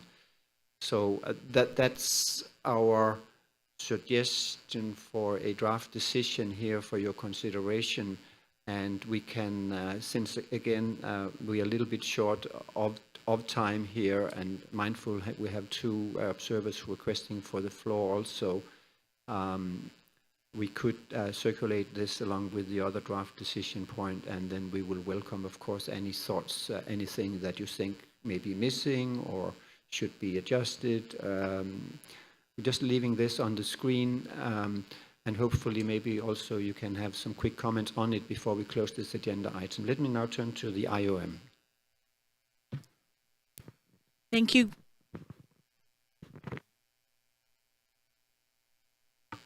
We need a microphone. Thank you very much, Mr. Co-Chair. I'm Sarah Ariola. I'm the Regional Director of International Organization for Migration Asia Pacific. First and foremost, we'd like to take this opportunity to thank the Philippines for hosting this meeting. Excellencies, colleagues, I'm pleased to offer a few brief points in this discussion from the International Organization for Migration. Despite growing awareness of this issue and increased efforts to address the human mobility consequences of climate change, the current financial landscape is not aligned with the needs of the most vulnerable countries, including in the context of human mobility. This has been confirmed by several studies, including a 2018 report by the Task Force on Displacement and analysis undertaken in 2020 by the UN Secretary-General's High-Level Panel on Internal Displacement. In 2023, the situation is similar, with most financial support for climate change-induced human mobility coming from outside of climate financing, as analysis from the Migration Policy Institute shows. Robust financial sources and mechanisms for accelerated action are therefore required if the international community is to effectively tackle climate migration displacement and planned relocation. In particular, current and new laws and damage funding and financing should focus on addressing displacement as a form of loss and damage associated with climate change, and we hope that the second Glasgow dialogue and two mandated workshops that will inform the Transitional Committee's recommendations will address the needs of vulnerable countries and communities, including the different dimensions of human mobility. In addition, IOM sees a trio of issues that discussions on the new funding arrangements should address, including guiding characteristics, modalities, and sources. The Glasgow Dialogue and two mandated workshops should reflect these three major issues with the needs of the people on the move in view. IOM has provided further detail on our perspectives on this issue through our formal submission. Thank you. Thank you very much. Let me now turn to the representative from the facilitated working group on the local communities and indigenous peoples platform. And we should have a microphone for you.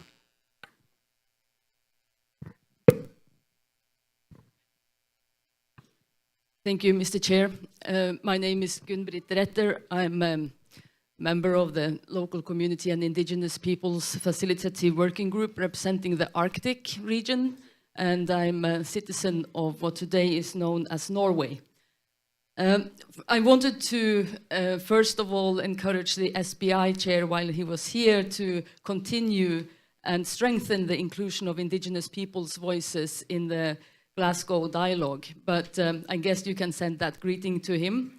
I also wanted to take the floor to encourage the XCOM to support a strong view and voice of indigenous peoples in the Glasgow dialogue, as this will be in line with your own work plan and also where it is to encourage further use of traditional knowledge in these processes and decisions, and also thus the global dialogue. The facilitative working group sent a letter to the XCOM last year where we encouraged closer collaboration also with the LSIP and the facilitative working group. So further encouragement of indigenous voices and indigenous peoples, indigenous knowledge would be in line with your own mandate, as well as our work plan, which is to enhance the collaboration with the other constituted bodies. So this was to encourage, and I will actually also say that I think all the themes that are we don't need a separate theme on indigenous peoples, but indigenous peoples' voices should be a part of all the different themes, because all the aspects of climate change is impacting our cultures. Thank you. Thank you very much for your intervention. Now, I think we're approaching wrapping up of this item. So first of all, just a couple of points. And also we will have just a little bit of practical information before we move on to item 14, by the way, in which we also have guest speakers with us. But just a couple of points. One, with your permission, we will, members of the XCOM, we will circulate the draft decision point along with the other one from the Santiago Network Matters decision point for your consideration. And we can hopefully build on that for any further input that you may have on that, so that by tomorrow at 2 p.m. we have that input with us and we can see whether we have captured it fully or whether any proposals that you are making to adjust or add to those two draft decision points. So that's point number one. Point number two is that, of course, we have the champions group consisting of Angela, Hafiz, Yara, and Kaisa, and that champion group will continue to lead the intersessional work in the lead up to SB 58 and keeping XCOM informed as appropriate on your work and your dialogue with the SBI chair. So these are the two, I believe, elements that we should at least take away here from this session. I think it has been a really rich session. I thank for all the interventions that have been made. And we will also convey encouragement to the SBI chair that he might not have been able to listen in on in our ongoing dialogue with the SBI chair on this agenda item. So if there are no further comments on this, and apologies for rushing a little bit on this, since we have at least we have the guest with us for the next agenda item. And seeing no flags, let us then bring this, I think, very compact, very rich discussion on the input to the second Glasgow dialogue to an end. And I would like to turn to the Secretariat for some practical information before we proceed with item 14. Thank you, Frode. For those participants in the room, please note that there is a coffee and snack set up in the back. In the interest of time, we will not take a break, but have a rolling coffee tea break. So please feel free to help yourself from the snack and coffee corner in the back, but please be mindful of the noise that you'll be making by moving around. Thank you.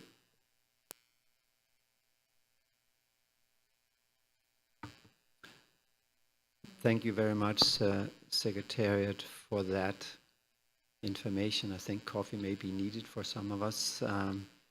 So please help yourself as we proceed. Just in a short minute, I will open up for item 14.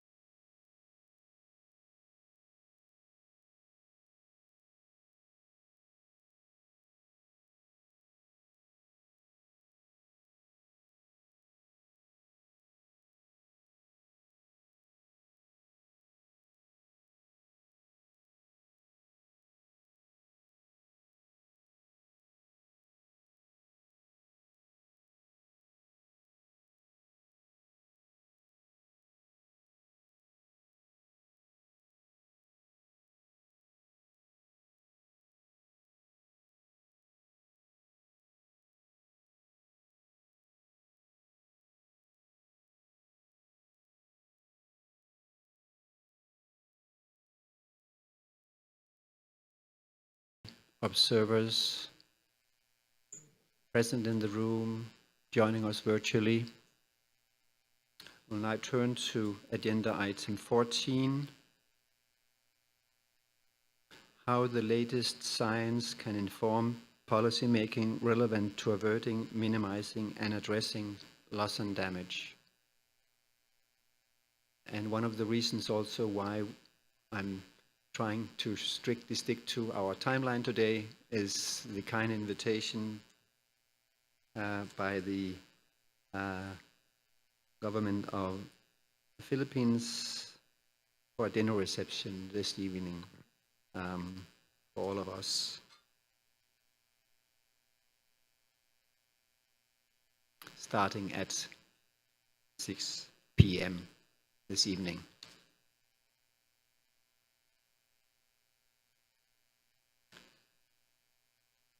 The CMA 3 and COP26 in November-December 2021 encouraged XCOM to consider including a standing item on how the latest climate science can inform policymaking in the agendas for its regular meeting. XCOM has a practice of inviting external expert speakers to inform its deliberations. Both regular meetings of the XCOM in 2021 welcomed inputs on science policy nexus under this agenda item. In this slot, an arrangement has been made for two separate presentations with a complementary focus. First, we will hear from Ms. Grace Balawak from Tepteba, Indigenous Peoples International Center for Policy, Research and Education, who will brief the XCOM on efforts by indigenous communities in the Philippines in responding to climate change-related losses experienced on the ground. After this, we will hear from Ms.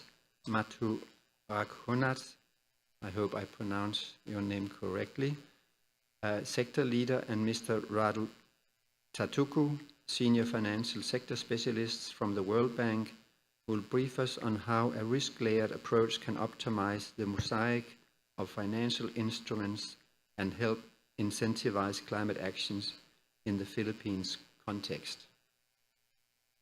After the presentations, there will be space for questions and answer session, and then the XCOM will have an opportunity to reflect on the next steps as appropriate, including possible topics for future XCOM meetings at the end of this agenda item.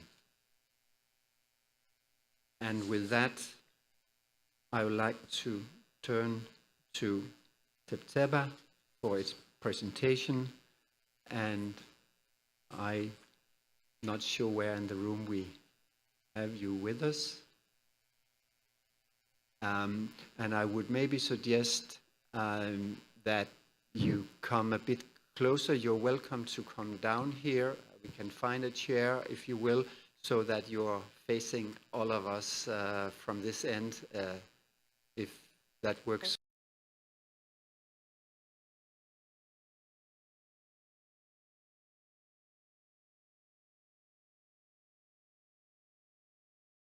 The floor is yours. Okay, thank you very much. As already mentioned, I represent the indigenous peoples of the Philippines. I come from the Igorot Kankanae indigenous group of the Cordilleras and the mountain province in the Cordillera region.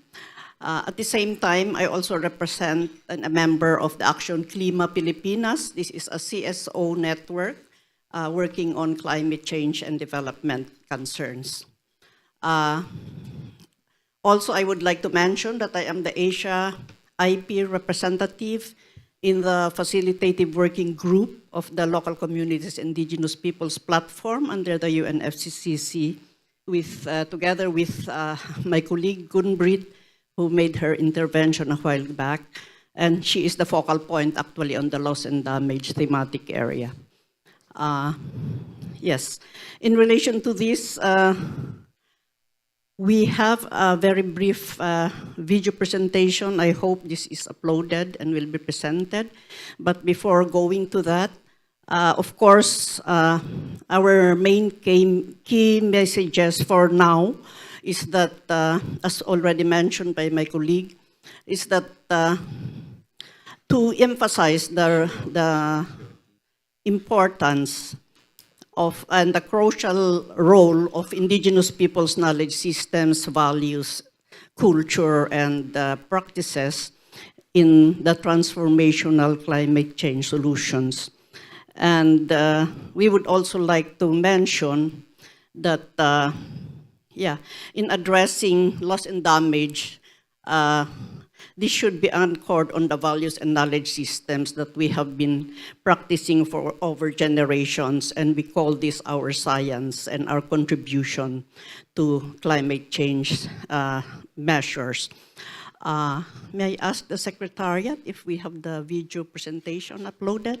Okay, so just to say that, we have a very brief video presentation, and maybe we can add more messages after this presentation so that we will just break the ice for a video presentation for now. Thank you. The death toll from Christmas Day floods in the Philippines has now risen to 25. The floods have caused the evacuation of nearly 40. Philippines is experiencing a climate crisis. It is currently the most tropical Pati po sa mga lugar na hindi raw dati binabayo ng husto ng mga bagyo, matindi na rin ang mga pagbakas pa rin sa Leyte ang pinsala ng super bagyong Yolanda. At tila simula pa lang yan sa lalo pang paglakas ng mga bagyo na isinisisi sa nagbabagong klima.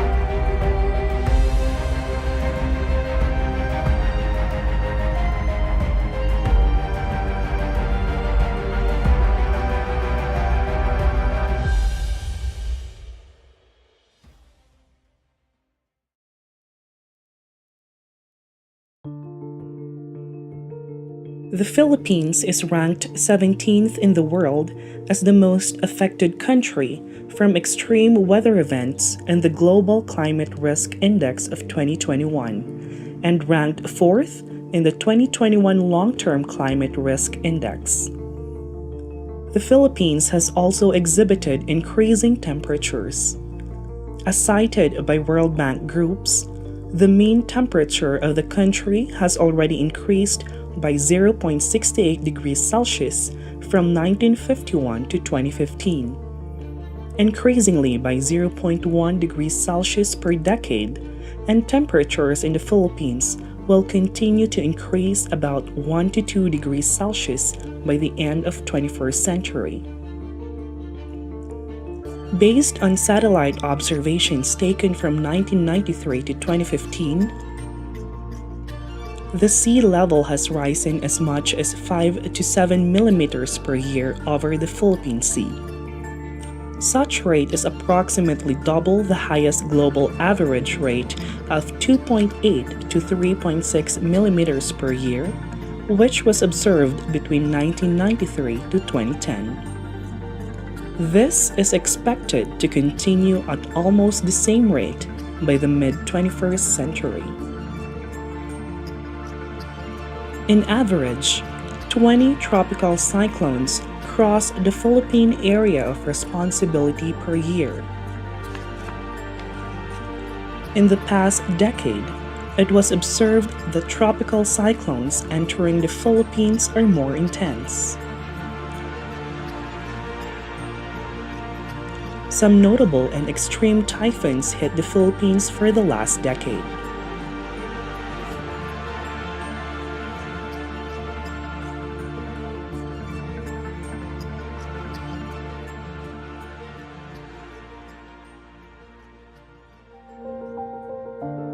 Doon sa nangyari yung pagsalanta ni Bagyong Paeng sa area namin, Upi, Maguindanao, at doon sa mga karatig na area, 19 na nakasali doon ay mga relatives ko, at siyam doon yung namatay at 4 yung still missing hanggang ngayon, hindi natagpuan yung mga katawan.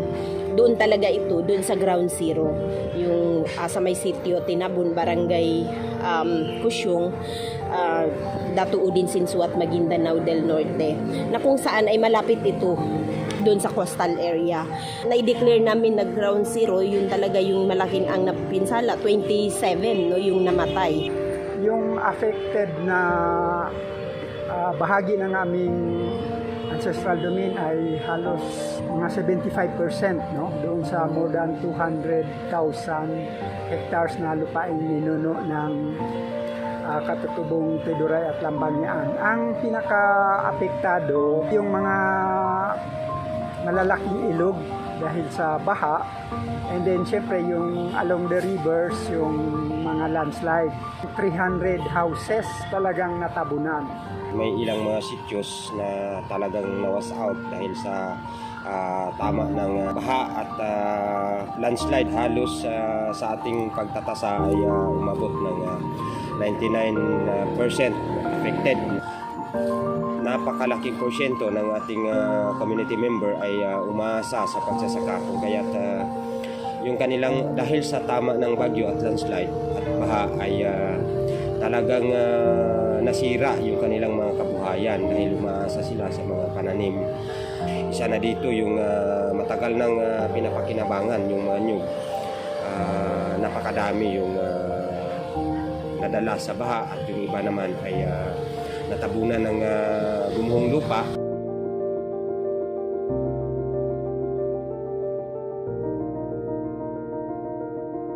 Dahil tayo ay isang gumagawa para sa komunidad, isa tayo sa nagiging frontliner para doon sa magbibigay ng pangunang tulong doon sa ating mga kapwa katutubo. Yung ginawa namin, nag-single motor papunta sa area, yung iba sa amin, inorganize na namin yung team na talagang aakyat sa farm government para maghingi ng tulong, or kahit magpahiram lang naman ng mga sasakyan para doon isasakay yung mga injured, at pati na rin yung mga nai-recover na mga bangkay, katawan. Dinadamayan mo sila doon sa nangyayari sa kanila, lalo na dahil kahit na kami nabiktima kami, kasi nga 9 doon sa family yung nakasama at mayroon pa kaming hinahanap, pero hindi kami nag-focus doon sa 4 na hinahanap namin, nakapamilya namin, kundi parang ang tinitignan namin yung pangkalahatang tulong na ibabahagi namin sa kanila, kasi leader kami, leader doon sa community area. Patuloy kaming nagluluto, At ini-involve namin sila para lang at least sa pamamagitan nun, parang maibsan yung kanilang nararamdaman, yung trauma na nag-iwan sa kanila. Doon namin nakukuha yung mga datos part doon sa pag-i-interview namin sa kanila. Dahil habang nagluluto kami, nagkukwento kami. Siyempre, yung local government unit through yung NDRR office, no? Yun yung kaagad kumuha ng mga datos. Nagkaroon din kami ng cooperation, no? Sa iba't ibang mga agency at local government unit. Pero ang medyo mahusay na sabihin natin yung relasyon namin doon sa mga non-state interventions, mga NGO. Agree-focusing kami. Unang-una yung access to basic social services. No, siyempre kasama dyan, i-package namin yung formal na agricultural activities at saka ang sulagad, no? Mga infrastructure at iba pa. Pangalawa pa rin yung parang access to justice, no? Sa bahagi naman natin bilang kinatawan, bilang IPMR sa lungsod ng Puerto Princesa, isa sa mga naging gawain natin din ay yung pakikipag-ugnayan. At isa sa mga naging programa natin ay yung pagtulong sa pagbibigay ng housing program sa ating mga kapatid na katutubo sa pamamagitan ng pakikipag-ugnayan natin sa Department of Energy at sa suporta ng Makati Central. Ito yung isa sa nagbigay ng suporta para magkaroon ng matugunan namin yung 72 household na totally na na-damage the time of Typhoon Odette at sila ay nabigyan ng bagong tahanan. Sana magkaroon ng rehabilitation programs ang ating gobyerno o iba pang mga ahensya ng institusyon na may kakayahan upang makatulong sa ating komunidad. Kita namin yung kailangan yung kahandaan din ng community. Halimbawa, dapat may training doon ng disaster preparedness at It is important to strengthen and integrate local and indigenous peoples' responses as crucial contributions to the collective responses to climate-related loss and damage experiences on the ground. While these community responses have been done voluntarily, community-based efforts should be supported with dedicated financial grants and appropriate technical assistance based on a rights-based approach to loss and damage solutions associated to the adverse effects of climate change. Community ownership, decision-making and planning, and capacity building should be built in, ensured, and integrated on the implementation of loss and damage support, especially at the subnational or local levels. This will enhance further cooperation among various sectors on loss and damage responses with the most vulnerable groups and communities. Climate-related loss and damage must be addressed with the full and effective participation of indigenous peoples and local communities towards a just transition and green economic recovery.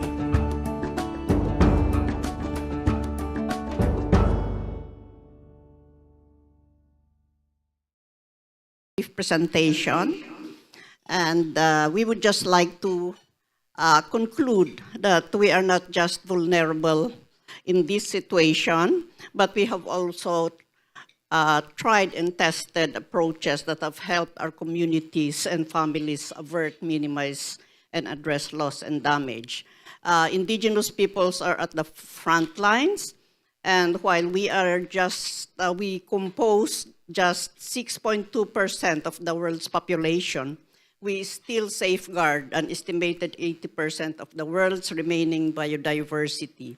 And this is our big contribution to climate change impacts, as well as in addressing and minimizing the impacts of loss and damage. Thank you very much.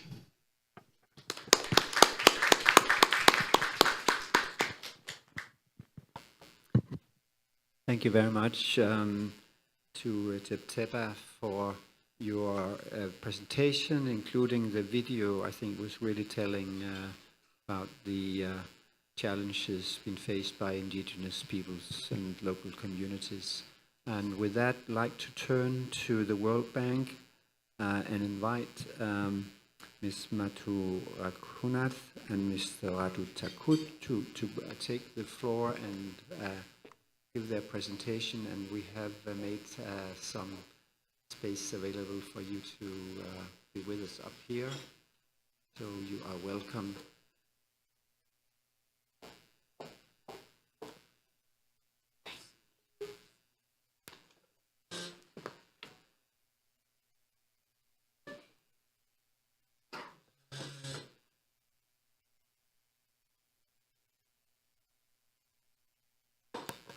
So welcome again, and with this, the floor is yours. I hope there are some microphones that you can make use of, either standing or Okay, thank you so much. Can we put up our presentation? Okay. Okay, fantastic. Good afternoon, ladies and gentlemen, and distinguished guests, and our fellow friends from Climate Change Commission. Thank you so much for inviting us. One of the mic? Okay. Is that okay? Yeah. Okay, excellent. So my colleague Radu and I, we're going to quickly talk about the Philippines Country Climate and Development Report, which was launched in COP27, which pays a lot of importance to the prioritization of adaptation in Philippines. So I'll cover the first half very quickly on some of the key findings of the report, and then Radu will come in more specifically on the financing climate action. So the next slide, please. The Philippines Country Climate and Development Report comprehensively analyzes how climate change will affect the country's ability to meet its development goals, and also helps identify opportunities for climate action by both public and private sectors. Next slide, please. It does this by undertaking a number of deep dives into key sectors selected based on where the impact of climate change will be most significant and where people will be hit hardest. And these sectors include water, agriculture, energy, transport, and urban areas. And we are fully aware that this means we are not covering all the important sectors. Indeed, even with sectors that we do cover, we are unable to cover all the issues. So it's kind of looking at the breadth and depth of climate impact across the economy. The second thing that we did in this report was we bring in all these analyses together in a macroeconomic analysis that takes into account not just specific sector impacts, but also how these impacts will in turn affect other sectors. So we have a copy of our report that we are most happy to leave behind after this discussion. Next slide, please. So here's a spoiler alert. The report comes with two major conclusions. The first conclusion is that climate change poses major risks for development in Philippines. Policy inaction would impose substantial economic and human costs, especially for the poor. And we just saw this in the video that was shown to us by Deba. But there is a positive outlook to that, which is the Philippines has many options to address climate change, which could significantly reduce its impact. And these options are feasible and their costs are modest. And what we see is that there is a huge role for private sector to play in the climate action. So it's important to have the right incentive in place. Next slide, please. Now, our analysis also shows that these trends impact poor and women disproportionately. Climate trends will hamper economic activities, damage infrastructure, and induce deep social disruptions. Climate change, we know that many poor live in areas that are particularly threatened by climate change. And these maps show how areas of high poverty overlap with areas of high risk of flood or drought. The poor also work in these sectors that are most likely to be affected, like agriculture or to physical outside labor, where rising temperatures will cause particular problems and they have fewer means to cope. Next slide, please. So I just spoke about some of these impacts, and we see that the impacts are felt mostly at the local level. And there's very, very limited financing or climate finance that gets prioritized for investments or even for adaptation at the local level. Next slide, please. So we see through our analysis that climate change actually, climate shocks negatively affect growth in many ways by eroding natural and physical capital, reducing labor productivity, weakening financial stability, altering domestic and external competitiveness, and straining public finances. And the policies to address climate shocks also act in numerous ways by affecting aggregate productivity, physical capital, and human capital. And this is where we did an economy-wide analysis to understand better the repercussions of climate change that go beyond individual sectors that I had presented below. So we used a varied tools to look at, to project the economic impacts of shocks, such as climate change to an economy. And then we actually used a micro-simulation model to provide estimates of impacts on poverty and income distribution. Because different models have different strengths, we used a suite of models rather than relying on one. Let me summarize the findings from these modeling exercises. It is obvious to all that damages from climate change are a threat to the Philippine economy, but now we have an estimate of the scale of this threat. As this figure shows, even under conservative assumptions, climate change could reduce GDP in 2040 by 5.7%. That's a really huge number for a country like Philippines. However, the impacts could be even worse, potentially reaching as much as 13.6% of GDP in 2040. Next slide, please. Our analysis also shows that the financial sector would also be affected heavily. The greater the typhoon damage, the greater the risk of non-performing loans, putting the stability of that sector at risk. Next slide, please. This means that adaptation is a priority for the Philippines. Adaptation means reducing the risk and damage from extreme events, but in our report, we also talk about, it also means addressing slow onset events like higher temperatures and sea level rise. Next slide, please. So the good news is that adaptation actions can substantially reduce the impact of climate change. And as you can see in this figure, measures to adapt climate change could reduce economic losses by 2/3. So that's a big impact that we can see from adaptation. And we estimate that adaptation measures would cost about 0.7% of GDP, mostly for infrastructure, and also for measures to boost climate resilience in sectors like agriculture. This cost is easily outweighed by the benefits it would generate in terms of reduced damage. Next slide, please. So based on our analysis, the report provides detailed recommendations for each sector and for many cross-cutting issues. We don't have time to cover them all here, and I encourage you to read the report.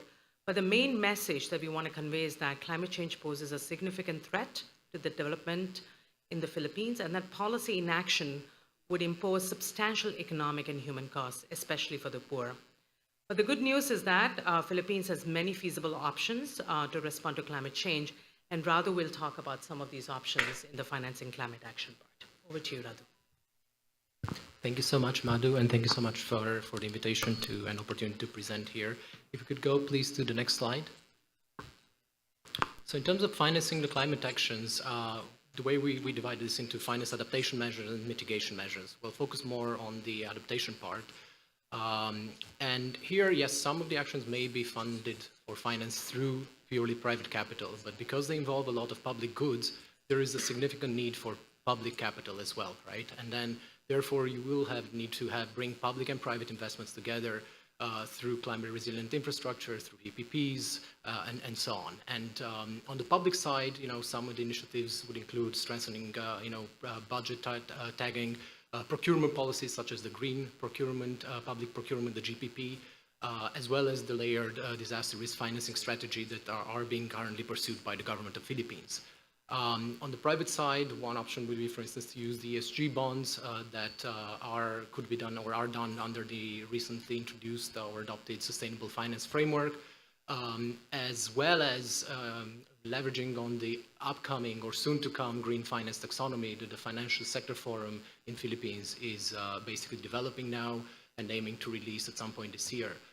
Having a green finance taxonomy, as we've seen in the broader ASEAN, is essential to attract green investments and attract more private sector participation on the green investment side. In terms of the mitigation measures, I'm just going to touch upon very briefly. These will come mostly from the private sector, but they need to be incentivized by the governments, both existing as well as new regulatory technology push and demand pull policies that are meant to accelerate the adoption of green technologies. And there's a big need to ensure that the right incentives are in place, right? And this includes concessional finance, supporting mitigation measures, and so on. If we could go to the next slide. This is a brief summary of since basically the government of Philippines adopted the disaster risk finance and insurance strategy in 2015, quite a comprehensive series of transformative initiatives have been adopted and implementing, and some of them are still under implementation. And we were very happy to support various government agencies, the Bureau of the Treasury, DBM, on some of these. But yeah, the way we organize this is if you look like on the x-axis of frequency and severity, timescale or intensity of the events, like how frequent climate-related events are versus how severe they are. And then sorry, that was the y-axis. On the x-axis, then we have the emergency funding, which is right away, very soon after a disaster hits, versus the medium to longer term rehabilitation and reconstruction. And again, I'm not going to go through every single one of these, but some of the initiatives that the government of Philippines has been adopting over the last decade include the catastrophe bonds, the sovereign risk transfer through catastrophe bonds, the public asset insurance, specifically the National Indemnity Insurance Program, the reinsurance, the Philippines Catastrophe Insurance Facility, PCIF, as well as the insurance for households and farmers, which are very severely hit by a lot of these natural disasters, through the Philippines Crop Insurance Corporation, the PCIC. Another big development, or a very important development, which is key, is really developing a database and building a database on asset data and risk data, because you absolutely cannot do disaster risk finance without good data, right? Once the disaster hits, you need to have good data to value or evaluate the damages, to evaluate the assets that have been lost, the cost to replace them, and so on. And the government has been working very diligently over the last few years on building this national asset registry system that will bring together under one umbrella virtually, all public assets. Of course, it's work in progress. You can't do it overnight, but the Department of Budget Management, DBM, is working very closely with the BTR, and we are happy to support that. Other initiatives include the Philippines Catastrophe Risk Model, the GeoRisk Philippines, and so on. So bringing all this data, having it in one place, constantly updating it, right? For instance, another initiative recently, the Department of Education is working to get this risk data and asset data in one place, so that when disaster hits, it knows, okay, if 50 schools have been hit, what's the impact? What's the value of the schools? How much will it cost us to rebuild those or to repair those, right? You can go to the next slide. Another layer or component of the disaster risk finance, and which is very important, is this emergency cash transfer, right? And what's the objective here? The emergency cash transfer are providing really unconditional grants to disaster-affected populations and bridge this gap between the relief assistance and then the early recovery and rehabilitation. And they are, by the sheer nature of them, because they are unconditional, they help really meet that very basic subsistence needs of the people that are disaster hit, right? And especially if you have a flooding, a hurricane or typhoon, or right, you need those emergency cash transfer right away. You can't wait for a month or 6 months, or so that's another important component. And there are the policy bases mentioned. There, for instance, the DSWD Memorandum Circular 17 allows for this, and I think that increasingly this is becoming part of the response. Getting the money to the end beneficiaries or those badly hit by disasters very fast. If you can move to the next slide. Another very important component is also the locally led, working with the local communities on climate adaptation. And why? Because they are the ones that really are, first of all, most impacted. They know, they have, very unique understanding, perspective, skills, and wealth of knowledge to really strengthen their resilience, and they have the most at stake, right? Because they are the ones ultimately hit, so they want to get back on their feet, they want their businesses to be running again as soon as possible. So involving the community and driving this community-led development can really serve as a very effective and adaptable platform for disaster response and early recovery, as well as to help raise awareness on climate change issues, adaptation, and where community support can bring in. And it's very much a two-way street, right? So of course you have national policies and things that are decided at national level, but then it's important to also not use a straitjacket, right? You have to be able to have the flexibility or incorporate the flexibility in adapting these to the context of each community. And I'll talk a little bit later about the need for flexibility. If you can move to the next slide. Another important aspect is really improving the effectiveness of governance of the government actions, right? Because there are a lot of great policies and strategies in Philippines. A lot of departments, public agencies, they have a great strategy, right? Sometimes one challenge is that maybe they need to talk more to one another. They need to coordinate more, right? And just to give an example, for instance, there's the Green Jobs Act, there's the Green Finance Taxonomy. We're working very closely with both of them, trying to make them talk to one another. And because I think once they do that, I think you can unleash or you can really leverage a lot more on what the private sector versus the financial sector are doing and encouraging this collaboration. It's important for enhancing these capabilities of LGUs, really to empower them to design, and adapt and implement their own climate actions, and really focus on the effective implementation of existing plans and regulations. You know how it's being said, right, that the devil is in the details. So if I could paraphrase that, right, the devil is in the IRRs, right, in the implementing rules and regulations. I mean, you have great policies, you have great bills, laws, but if the implementing rules and regulations are not well thought through, or they are incomplete, or deficitary, then all this response will only suffer. If you can go to this next slide. So then basically, finally, I guess this just recaps some of the main messages that also Madhu we try to cover. There's one more, helping people cope. Okay, that's another key point. To help people cope with the effects of climate change and climate actions can be done also through adaptive social protection programs, right? And again, target really, this is very important for the poor, right? Who are often the most or the hardest hit by these natural disasters, right? People living in rural areas, people living, in areas where maybe flood or are very subject to floods and to earthquakes and displacements and so on. So mitigating the impact of the cost of climate change on people is important, and offsetting these potential adverse effects. Important also to provide training for green jobs, right? Just like with digitization, right? Digitalization, everyone talks about digitalization, that's the future, but not everyone is born digitally adept, or very few people. You have to learn that, right? The same with green jobs, right? Basically the skills that were required for the jobs in the past 20, 30 years will not be the same skills that will be required for the next 20, 30, 40 years, right? So if we are to promote more green jobs or, more digitally savvy jobs, people need to have access to proper training, maybe applying a lifelong learning approach to learning and training, not just end at high school or university, and so on. That links to the next point, improving the resilience of the education system, right? So it's a very dynamic process, right? And finally, implementing these climate-sensitive health policies is also key. And finally, just to move to the next slide about the main conclusions, I think both of the report and if we can move to the final slide. A couple of pointers, right? One, it's important to take action to avoid worsening the problem, right? We've seen this in many countries already. For instance, in the US, in coastal areas that are hard hit by hurricanes or wildfires, it's already becoming pretty much impossible to either buy a house, build a house, or get insurance if you have an asset there, right? So people should not, if you know that an area is prone to natural disasters, right, going forward, you shouldn't build there. You should try to move to places where you are more insulated or protected, right?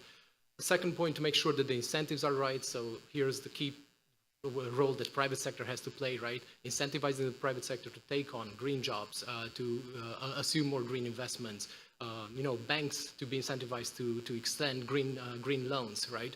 And so on. Third is addressing both the extreme events as well as the slow onset events, right? Because the extreme events are the ones that tend to attract the most attention, right? If we look now at, for instance, okay, this is not directly related to climate change, but the earthquake in Turkey, everyone talks about that, right? But, there's like tons of earthquakes that together are probably affecting a lot of people, right? They don't get all that attention. Moving that to climate change, right? The big typhoons, super big, a category 5 typhoon or hurricane attracts a lot more attention than the slow increase in temperatures. But those also need to be very carefully addressed at the same time, right? Responses to climate change need to vary really across the country. Why? Because again, applying like, inflexible or a straitjacket doesn't work, right? And different regions, different communities have different needs. So there needs to be flexibility.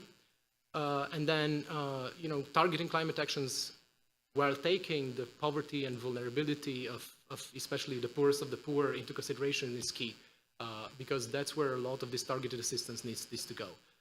And finally, as I mentioned before, using these adaptive social protections to help people cope with these challenges is fundamental. And here again, both the government plays a big role, but it can use private sector solutions to deliver that.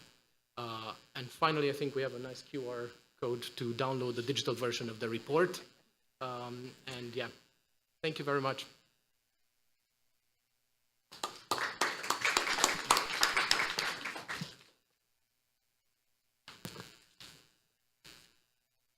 Thank you very much to both of you for your presentation and insights on the World Bank's perspectives and work with the Philippine government in building resilience and adapting to the challenges faced by the country.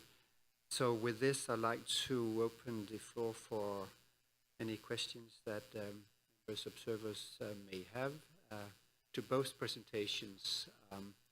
And I have already a couple of members here and also observers asking for the floor. I think maybe, I'm not sure if it was most. Share, please. Thank you, Frode, and thank you for these great presentations. I think it's really fabulous to be here in the Philippines, both because it allows us to have a little bit more focus for these presentations, and it's fun to get into some of the particularities in a country. And also, I think these presentations really complement the field trip we did this morning very nicely. So thank you for that.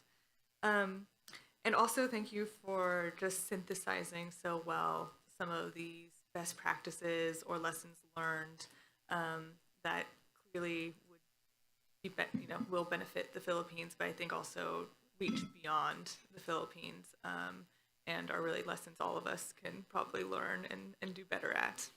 So thank you for that. I have a couple different thoughts.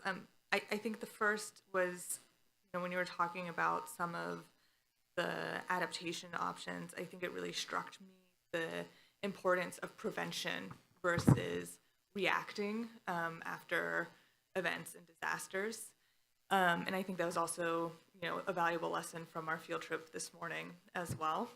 And so I guess I wonder if you also, as kind of World Bank representatives, can speak more broadly about some of the work related to preventative action versus response. I also really appreciated your discussion about emergency cash transfers, and I think that's something we've been thinking about a lot more, especially some of the submissions for the Glasgow Dialogue, for example, really emphasize the need to get funding to those that are most affected, but also a need for rapid responses. And I think sometimes it's hard to see how those two aims can work together. And I wonder if you could elaborate a little bit more on what systems need to actually be in place for that to work. So to what extent, do we need to have those registries already to have the systems in place so that we can achieve those two goals simultaneously. And sorry for having so many thoughts, but you had such a rich presentation. And I think the last question I have is, you know, throughout our visit, I've already been very impressed with the Filipino government and the coordination across scales and a lot of the work they are doing on this front. But I'm curious what your thoughts are about reaching communities where the government may not be a good actor or be present, thinking about like conflict and fragile places, and how we can also think about getting climate funding to those communities that to this point really have struggled to access climate funding. So sorry for so many questions, but a very thought-provoking presentation. Let's collect a couple of other questions, although, Shara, you had a good bundle of them there. Maud, please. Thank you. Thank you very much to both presenters. It was very insightful. I'm sorry, I'm going to add a few more. But it was really interesting, so it's a good sign that we have a lot of questions. So my questions are for the World Bank also. So you mentioned the need to incentivize the private sector, and I know that for climate finance and for mitigation it was already hard, and especially adaptation even harder to incentivize the private sector. So I'm just wondering, like, what kind of incentive do you have for the private sector to contribute to loss and damage, and if you have had any success that you can share with us? My second question is, you mentioned about the need to collect data and the quick response fund. And so I'm wondering how fast can the World Bank provide funding after the disaster? And a bit similar in the same vein to Sarah's question, when you provide that kind of funding after a disaster, who gets the funding? Does it go to the government, or you also mentioned the need to reach local communities? So do you provide funding sometimes directly to local communities? And my third question, I don't know if you have the answer to that, but I'm going to ask it anyway. During COP27, CMA floor, we had in our decision on loss and damage finance an invitation to international financial institution to consider at the 2023 spring meeting of the World Bank Group and IMF potential for contributing to funding arrangement for loss and damage. And so I'm wondering if, as the World Bank, you've considered that invitation, and if you've thought about what kind of contribution you could bring to that meeting. Thank you. Thank you. I think we would now turn to the World Bank, maybe first for comments and answers to questions raised.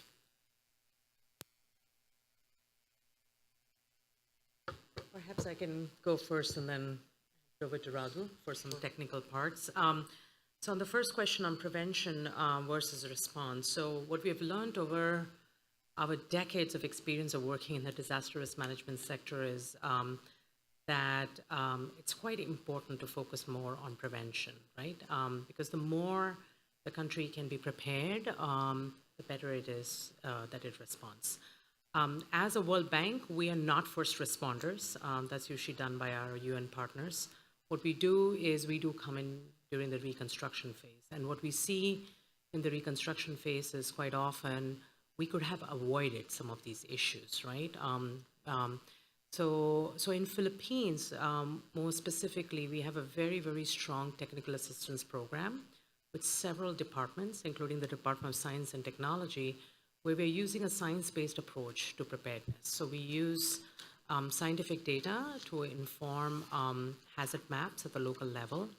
And what we're also doing is we are actually supporting some of the local government units to start preparing ex-ante preparedness plans, so that if a disaster strikes, and we know we have 2 or 3 severe typhoons every year here in this country, the local governments know how to respond. So that's been a work in progress, and we're doing this through a series of technical assistance, through financing support to the national government, to really focus on that. And I have to say, it's one of our most successful programs in the world.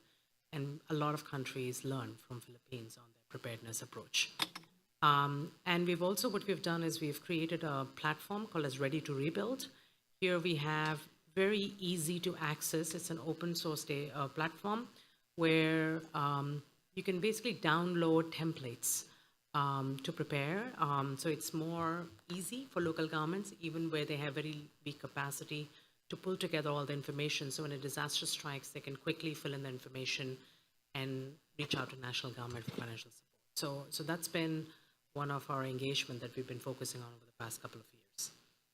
On your on emergency cash transfer, I think one of the lessons that we've learned over years of support on the social protection program is, and I think the pandemic really taught us something new. So earlier, most of the emergency cash transfers would be done on a cash basis, right? So people would wait for cash to arrive, and you know how difficult it is for cash to arrive in local areas. So what the innovation that we see now through the pandemic is the use of digital payment systems. That is something that we have seen has been a game changer, that has really helped get cash to the communities as far as possible. And Radu can speak more to that, because I think financial inclusion here really matters, right? So getting the unbanked into the financial system and then using that as a mechanism to provide support to local people is something that we're learning is rapidly changing, and that's going to become quite important for communities.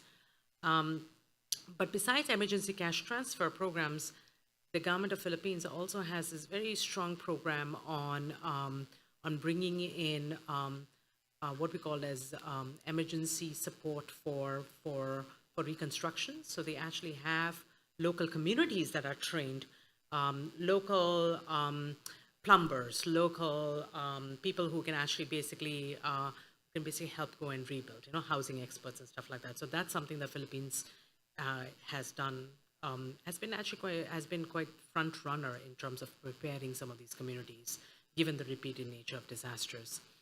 And then on the reaching communities in fragile places, now that's a challenge. And we saw that very recently. We had a big typhoon hit the Bangsamoro Autonomous Region of Muslim Mindanao, and there we saw that the capacity is not there, and it's a very fragile region within Philippines where there is still ongoing conflict. And there, what's interesting again is that some of the efforts that the national government has developed, we're now working actually with this autonomous region in actually transferring the knowledge. So for me, that's the first step, is to basically build capacity, build knowledge in the fragile areas, and of course then find a mechanism to get in financing and support to them at the local level.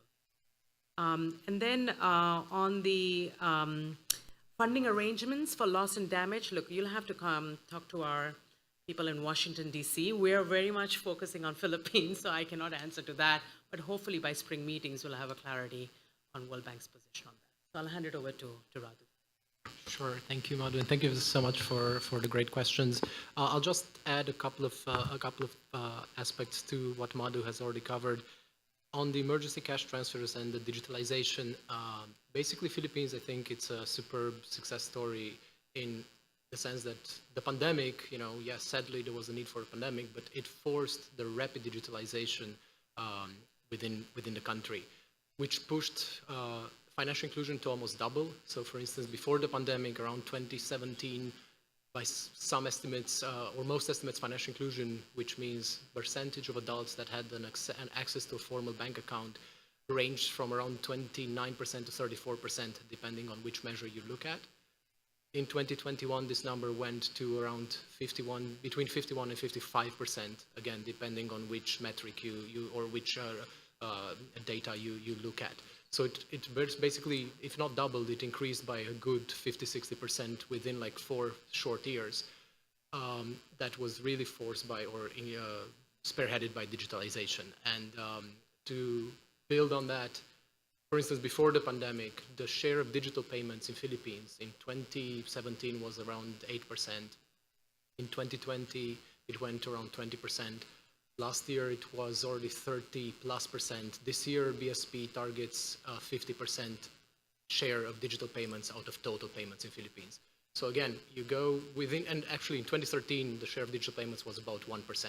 So 1% of all payments in Philippines were done through digital means. So you have within a decade, you go from 1% digital payments to 50% digital payments, right? So digital plays a huge role. And there are some of these super apps, you know, like for instance, Gcash that already has 60+ million users, would have digital wallets, and a lot of this funding can be transferred in an instant via these digital means. What else? In terms of, again, the need for data and the rapid response, I think the CAT DDOs are some of these instruments that ensure that, you know, within a fairly short period of a number of weeks, right? It's not like months, it's weeks from a disaster hitting, the money gets dispersed to the government who can use it right away, right? But again, the prevention aspect and setting the proper system, I think it's key, because I worked on a different country, I won't name it, which had a fairly good strategy for a national strategy for disaster risk finance and insurance, but the coordination was a mess. So in many cases, the ultimate beneficiaries would get the assistance from the government as it would percolate down from national government to, you know, state or provincial level to local level. It would take over 12 months, right? If you have a big disaster, you're poor, you can't wait for 12 months for cash to arrive to your door. So I think that that's where this coordination and making sure that the system is in place before a disaster hits is key. And then once the funding comes, you can disburse it quickly, swiftly, and it gets to the end beneficiaries. In terms of incentivizing the private sector, I guess there are a number of options. One, of course, it's fiscal, right? You can always provide certain tax incentives, benefits for firms that or companies that go green or that take the green route, right? It can also be a carrot and stick, like basically you can do that through regulation, not necessarily incentivize. You can say, look, by X years, yeah, there will be a transition period, but by, you know, within 2 years, I don't know, commercial banks need to comply with the this green finance taxonomy, or they need to adopt this green finance taxonomy in their lending decisions and so on. So it can be a combination, you know, both. Yeah, one example would be this tax incentive, and then finally, what else? Funding arrangements. I was going to say the same. Like, I think that's a little bit above our pay grade. We need to ask the board of the bank to, and hopefully there will be more clarity in the upcoming spring meetings. Thank you. Thank you very much. I have quite a long list here, and we'll proceed maybe with the next 3 speakers and bundle those, and then turn to observers. So I have Camilla, Frida, and Rafik, and I'm also getting close to closing the list, given time.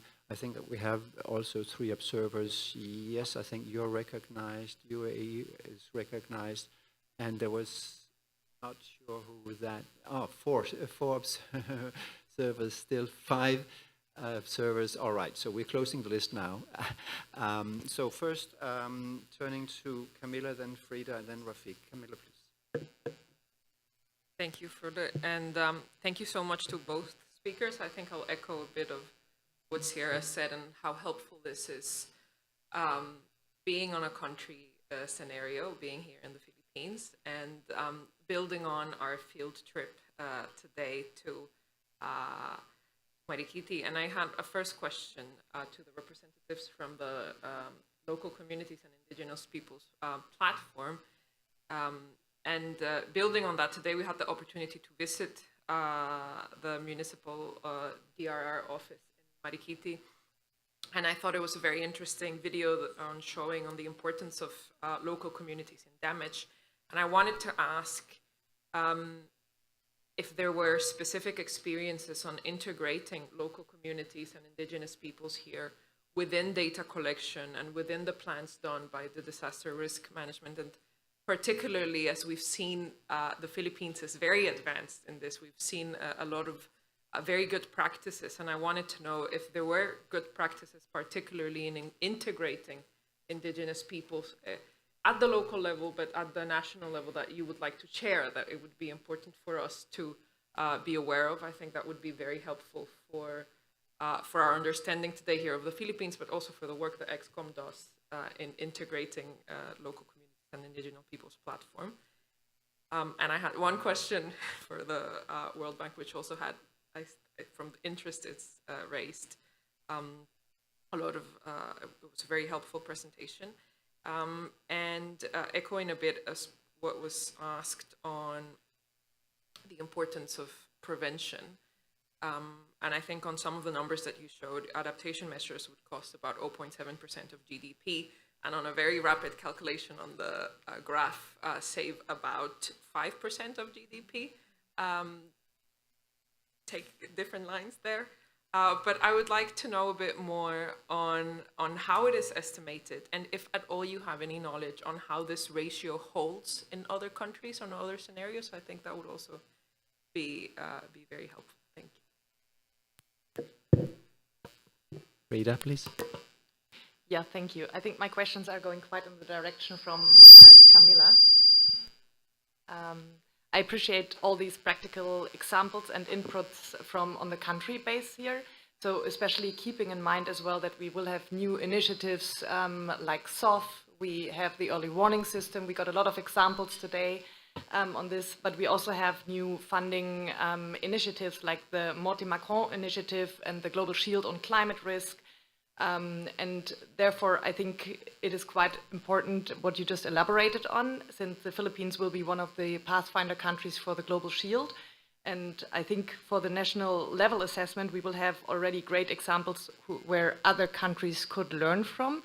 So I would be interested on how your ideas would be specifically for the Philippine government, or if that also would be replicable on other country levels. And my second question also goes to the colleagues from the World Bank and as well to the indigenous community. Are there any national programs that enable indigenous communities in addressing loss and damage already, or are they considered in any direct funding to the indigenous community? Thank you. Rafik, please, and we have Stella with us also as a next member of XCOM. Rafik, please. Thank you, Chair. Thank you to presenters. As you may know, all developing countries are concerned by the elaboration of this kind of report, CCDR, in collaboration with the World Bank. And I had the opportunity to meet the World Bank group of experts in my country, in Tunisia, in charge of drafting this report or elaborating this report last month. And I asked the following two questions. The usefulness of this kind of report versus NAPS, strategy low carbon and resilient,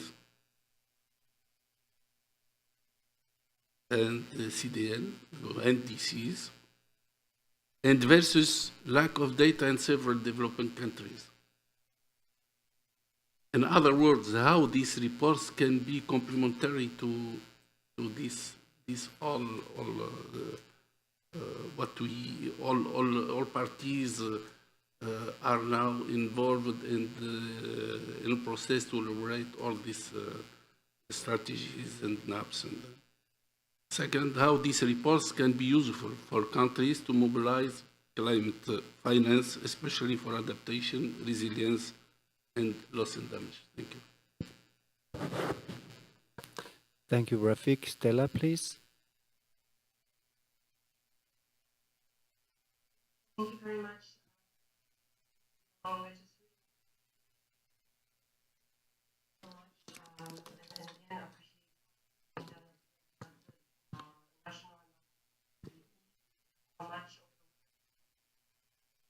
We can learn from them. So thank you so much. I hear a bit of echo. One of the things that I picked out was also the disaster risk finance strategy that was already elaborated in 2015, and quite a lot of implementation on different kind of solutions that are there that you highlighted quite well in the World Bank presentation. What was on that slide was also the kind of the donor support. I wanted to ask if you could elaborate a little bit more on the solutions that are being used by the Filipino government and are available to others as well, to be used to kind of support those different strategies that were on that slide. And my second question was also triggered by the discussions around the local communities and the kind of the local context context, and what was also touched upon in one of the replies from the World Bank on the fragile areas. I was wondering how much awareness there is, and it's both a question to the World Bank and to Tepteba and the indigenous community, how much awareness there is on the different programs on capacity building and technical assistance among those local communities, and how the work of XCOM and also the Santiago Network could be used to kind of provide this technical support for those local communities. I think it's a similar question to what was already asked, but I would appreciate the responses from Tepteba as well on this. Thank you. Thank you, Stella.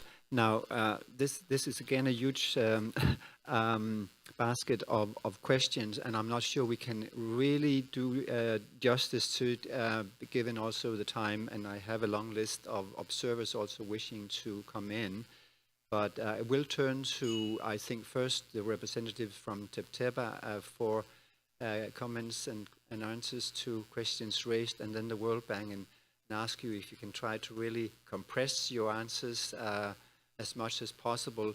And I will also at this stage mention that we may, as XCOM, wish to take away from this very rich session a decision point reflecting what we have been now presented, and also setting out maybe a little bit of direction towards our next meeting, what we might wish to focus on. And I have a candidate for that, but others may have as well.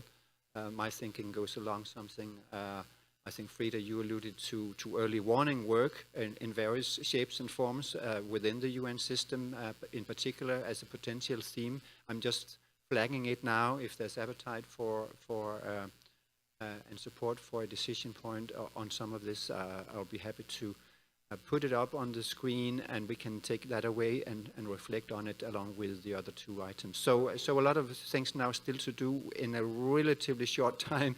So quickly, over to you, representative from Tepteba. Yeah, thank you very much for this opportunity.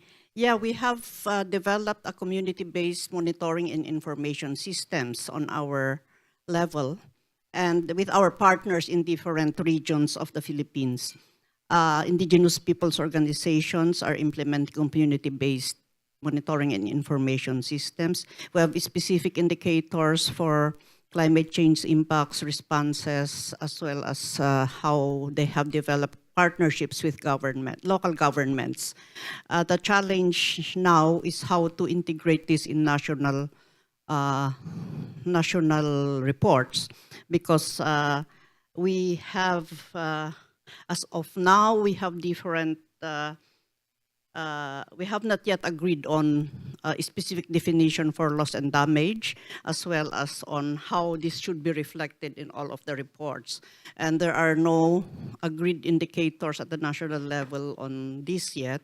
And we still have to do more consultations and dialogues with government agencies on how really to include all of this information that we gather from the ground. And I would also like to say that, of course, we need to really come into agreement on what indicators to monitor in relation to loss and damage, and how we have been addressing these impacts on the ground. I think I'll end there, and we can discuss more about this later. Indeed, just echoing what you just said, I think there may be opportunities to connect with you, and indeed also the World Bank, either as we are still in this room, maybe for the reception, or beyond that again, because we won't have time to be very elaborate on some of this. So now I'm turning to the World Bank, and then we have 6 observers wanting to come in and also ask questions. So the World Bank. Thank you. So very briefly, since time is of essence, I would start with, I guess, Stella's question on the DRFI strategy and the donor support. So yeah, one of the forms in which donors have been engaged in supporting, of course, is through the CAT DDO, and this is not only the World Bank. From what I understand, ADB has also had a catastrophe deferred drawdown option support for Philippines, AFD as well as JICA. So there's a lot of donor support in that area.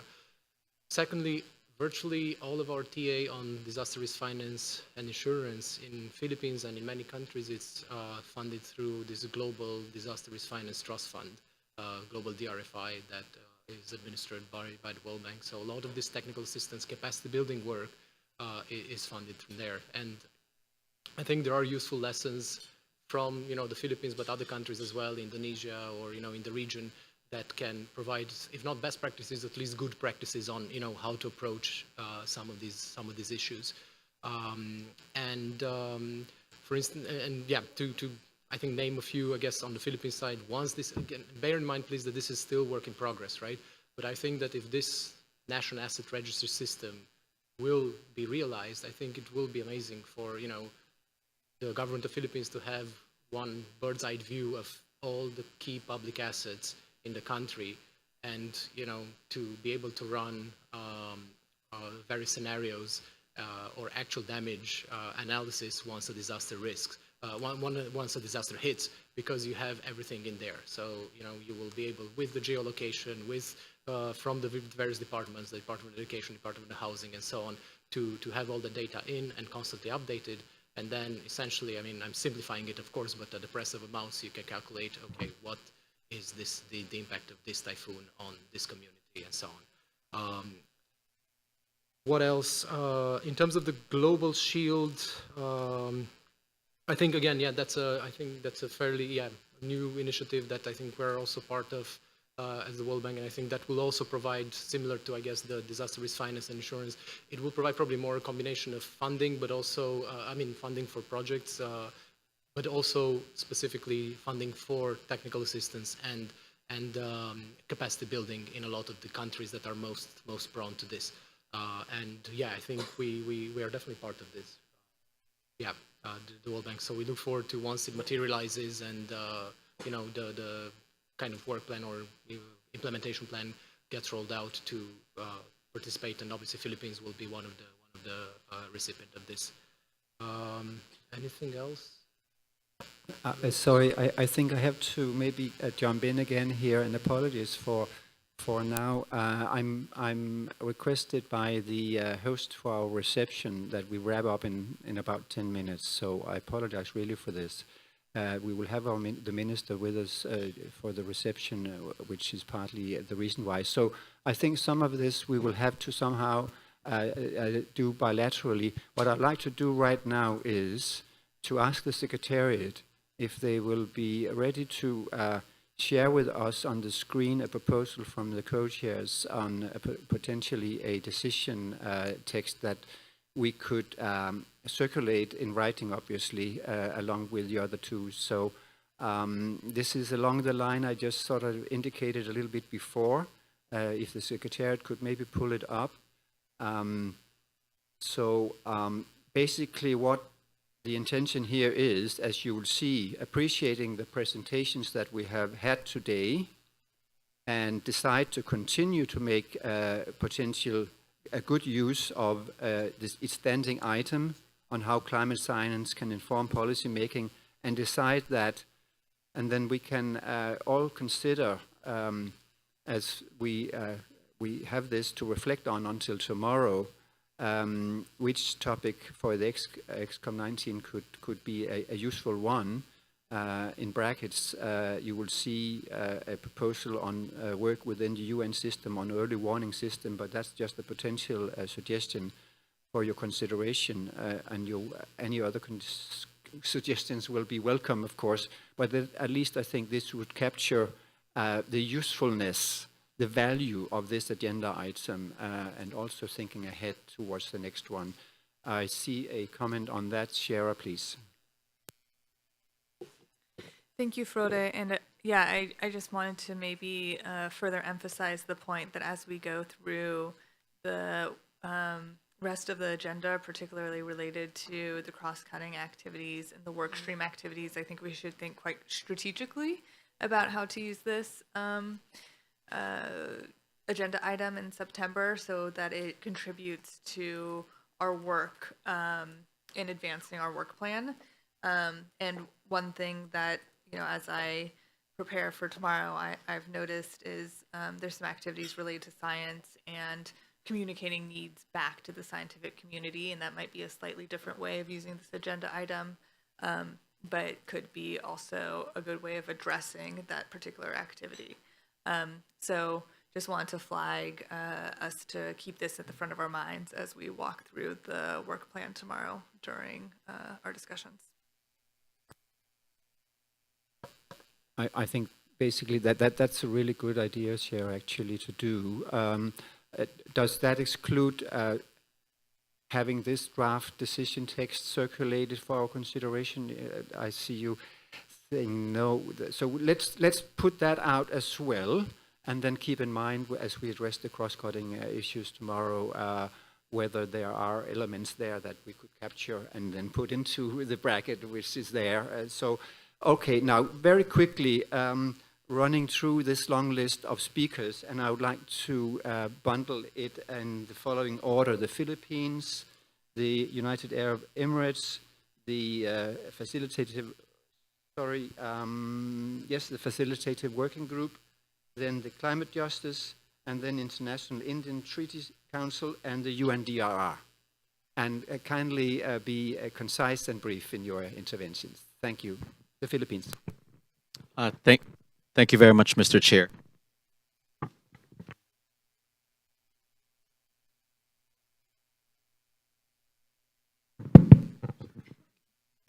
Thank you very much, Mr. Chair. The Philippines continues to emphasize the importance of using best available science and best available technology in addressing climate change and its impacts, generating spaces for discussions around the science of averting, minimizing and addressing loss and damage is crucial as we promote the development of science and evidence-based climate policies and measures considering unique national circumstances. May we further highlight the importance of the following. First, developing and using domestically grown science and technology. Second, prioritizing loss and damage in the research science agenda. And third, highlighting the role of science in adaptation, action planning, implementation, and evaluation. In addition, the Philippines advocates the use of the comprehensive risk management approach, which enables faster recovery from climate-related losses and damages. Comprehensive risk management approach will systematically avert and minimize risks and address impacts of residual risks that translate to disasters. Adopting a CRM approach systematically is a policy move which we may collectively consider toward a more strategic, anticipatory, and investment-led transformative climate action. And lastly, for the work of the WIM and its XCOM, the Philippines looks forward to its use of latest science and information in the formulation of policies and agenda items for its regular meetings. But if I may, I'd also like to address the World Bank report, and we thank the World Bank for being a dependable partner of the Philippines. I just wanted to address that some of the programs and projects that it has highlighted are actually grown and developed by the government of the Philippines. In fact, when it comes to NDRRM, the funding that was subject of a question earlier is a government fund to address reconstruction of vital infrastructure that have been damaged by typhoons or other disruptive weather patterns. We'd also like to highlight the programs of the Department of Social Welfare and Development. To be fair to the SWD and to other agencies such as the DNR, there have been policy frameworks in place and in fact actions that address not only people who are in distress, but also enabling conditions to make our citizens more adaptive. I'd like to stress that under the National Climate Resilient Management Framework, the focus of the Philippine government is on adaptation because it is where we are hit the most when it comes to losses and damages. And this is why we feel that the partnership with multilateral MIBs such as World Bank is also important, not just for technical assistance and capacity building, but more so on financing. I want to emphasize that for the Philippines, we need more support for science and technology, especially in terms of early warning signals and systems.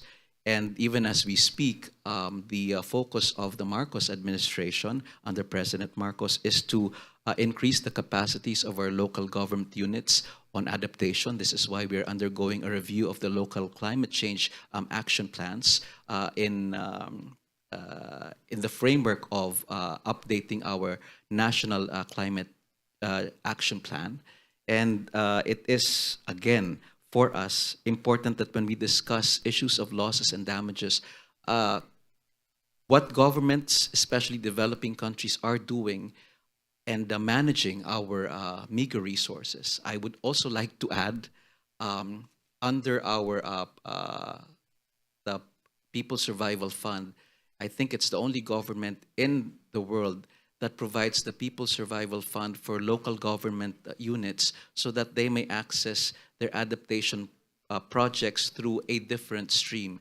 Granted, the system is not perfect, but the Philippine government is doing all it can to ensure that all of the available support services and climate finance services are unlocked for its people. And perhaps it is also important to stress the point that this is why climate finance needs to be unlocked for countries like the Philippines that are reeling really from the impacts of climate change.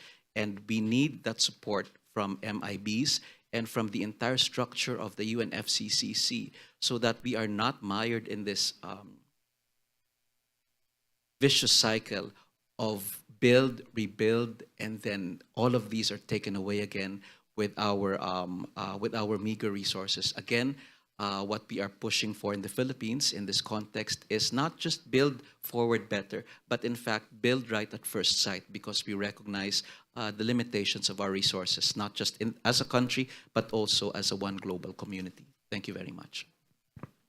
Thank you very much for your statement and for making these points clear. I think it's well noted.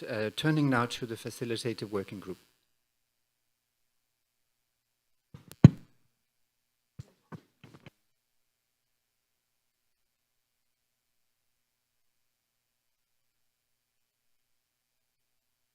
Thank you.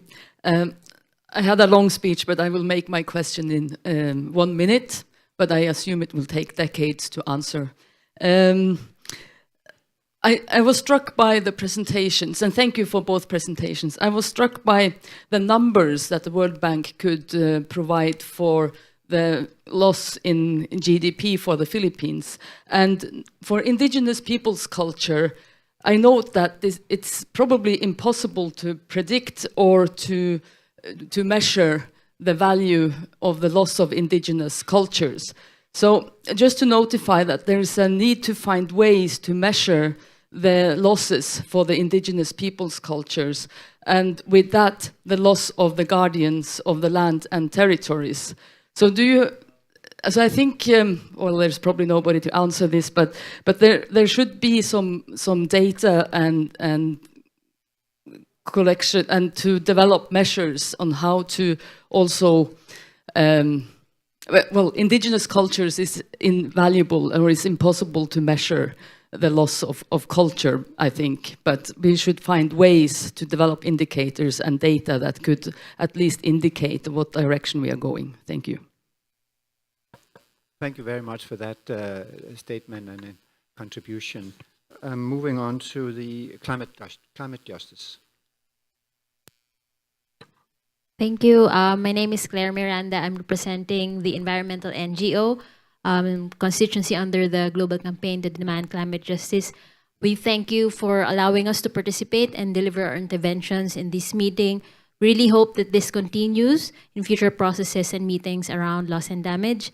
This is just to add in the ongoing conversation about the funding arrangements around adaptation and loss and damage.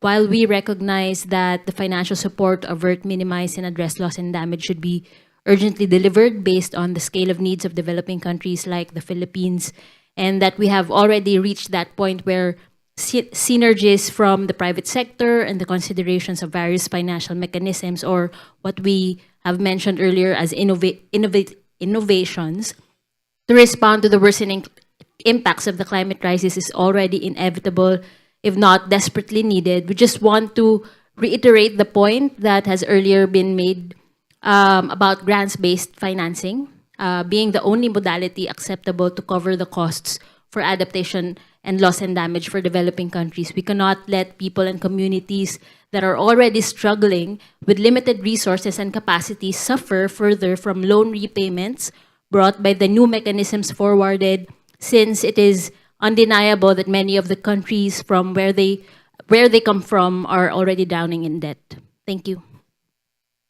Thank you very much also for your intervention and your points that you are bringing across to us. Turning now to the International Indian Treaty Council. Chokwe, I was very gratified to hear the emphasis and the priority that some of the speakers placed on prevention rather than just response. Because as we know, and we can talk more about it when we talk about the NEL tomorrow, many forms of loss and damage experienced by Indigenous peoples is not solvable by any kind of monetary compensation, as my sister Gunbrit implied as well. I think it's important also when we talk about best available science that we recognize the value of Indigenous science. Too often we just categorize it as traditional knowledge, but I'm from people of desert farmers, and we have very sophisticated science, including weather knowledge, that tells us what kind and color of seeds, corn seeds, for example, to plant for weather that our traditional farmers know is coming in 6 months, whether it'll be rainy or dry, whether it'll be hot or cold, and that knowledge is invaluable for us for prevention of damage as well as adaptation. Finally, I just would like to comment on something that the World Bank said about taking measures to ensure that people don't rebuild in areas that are vulnerable. And I want to remind everybody that for Indigenous peoples, this is our homeland. And moving is a form of loss and damage to rights and identity, as well as livelihoods.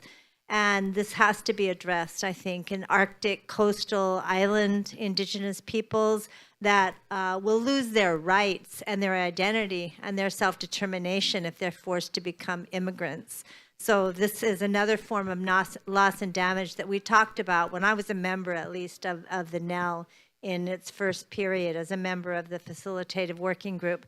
Lastly, I don't think that they have time to answer me here, but we have references to water as a primary source of loss and damage, impact on water, and we have the UN Water Conference coming up next month, and we're coordinating participation of Indigenous peoples from all over the world in several of the official activities, and I would like to know more about specific references to loss and damage regarding water from climate change that was referred to by our presenters. Thank you. Thank you very much. And now turning to our last speaker among our observers, and again, kindly be concise. It's the UNDRR.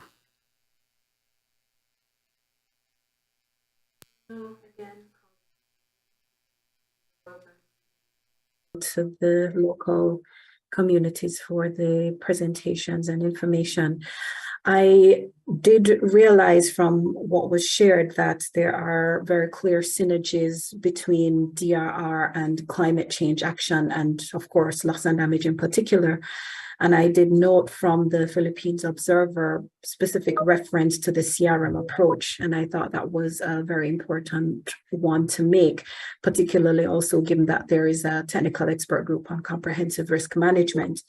My two questions, therefore, is one, how has the DRR and climate change actors been working together, particularly to develop the different products that were spoken about and presented? This is specifically for the World Bank. And also with respect to the cash transfer systems, how anticipatory action has been built into that, in particular, if it is primarily more responsive or if there is an element of anticipation built in where these resources are transferred ahead of pending disasters so that households can begin to prepare and possibly reduce the impact that is likely to occur. I do apologize that I'll have to listen to your response on replay, but I do have another meeting, but thanks in advance. Unfortunately, the World Bank left us, so I think some of these questions that may have not been answered, I encourage bilaterally taking up with representatives from the World Bank. And I see now that we have our colleague from the United Arab Emirates with us. You had your flag up. I don't know if you'd like to come in with your observations or comment at this stage.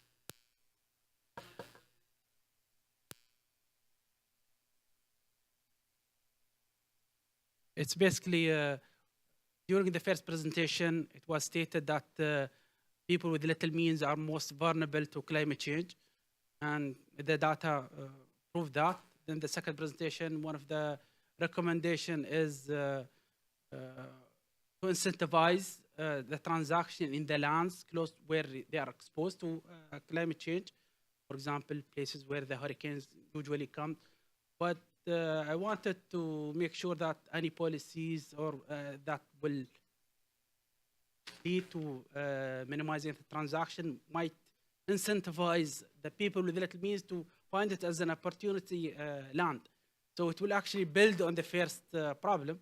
So wanted to share their ideas, and I thought should be from the government perspective, they should prevent it rather than let the private sector deal with this. That's all. Thank you. Thank you very much for that important last point during this session. Again, a very rich session, and apologies for having rushed through and not done justice to all these important questions and issues that have been raised during this session. I think it's an important agenda item for the XCOM, and the draft decision point, potentially a decision from this item will be circulated along with the others for your reflections and comments by tomorrow at 2 p.m. So with this, I'd like to conclude this agenda item 14, and I would like then also to conclude the first day of the XCOM 18 meeting and break for the day. And remind us all that we are starting tomorrow at 9 a.m.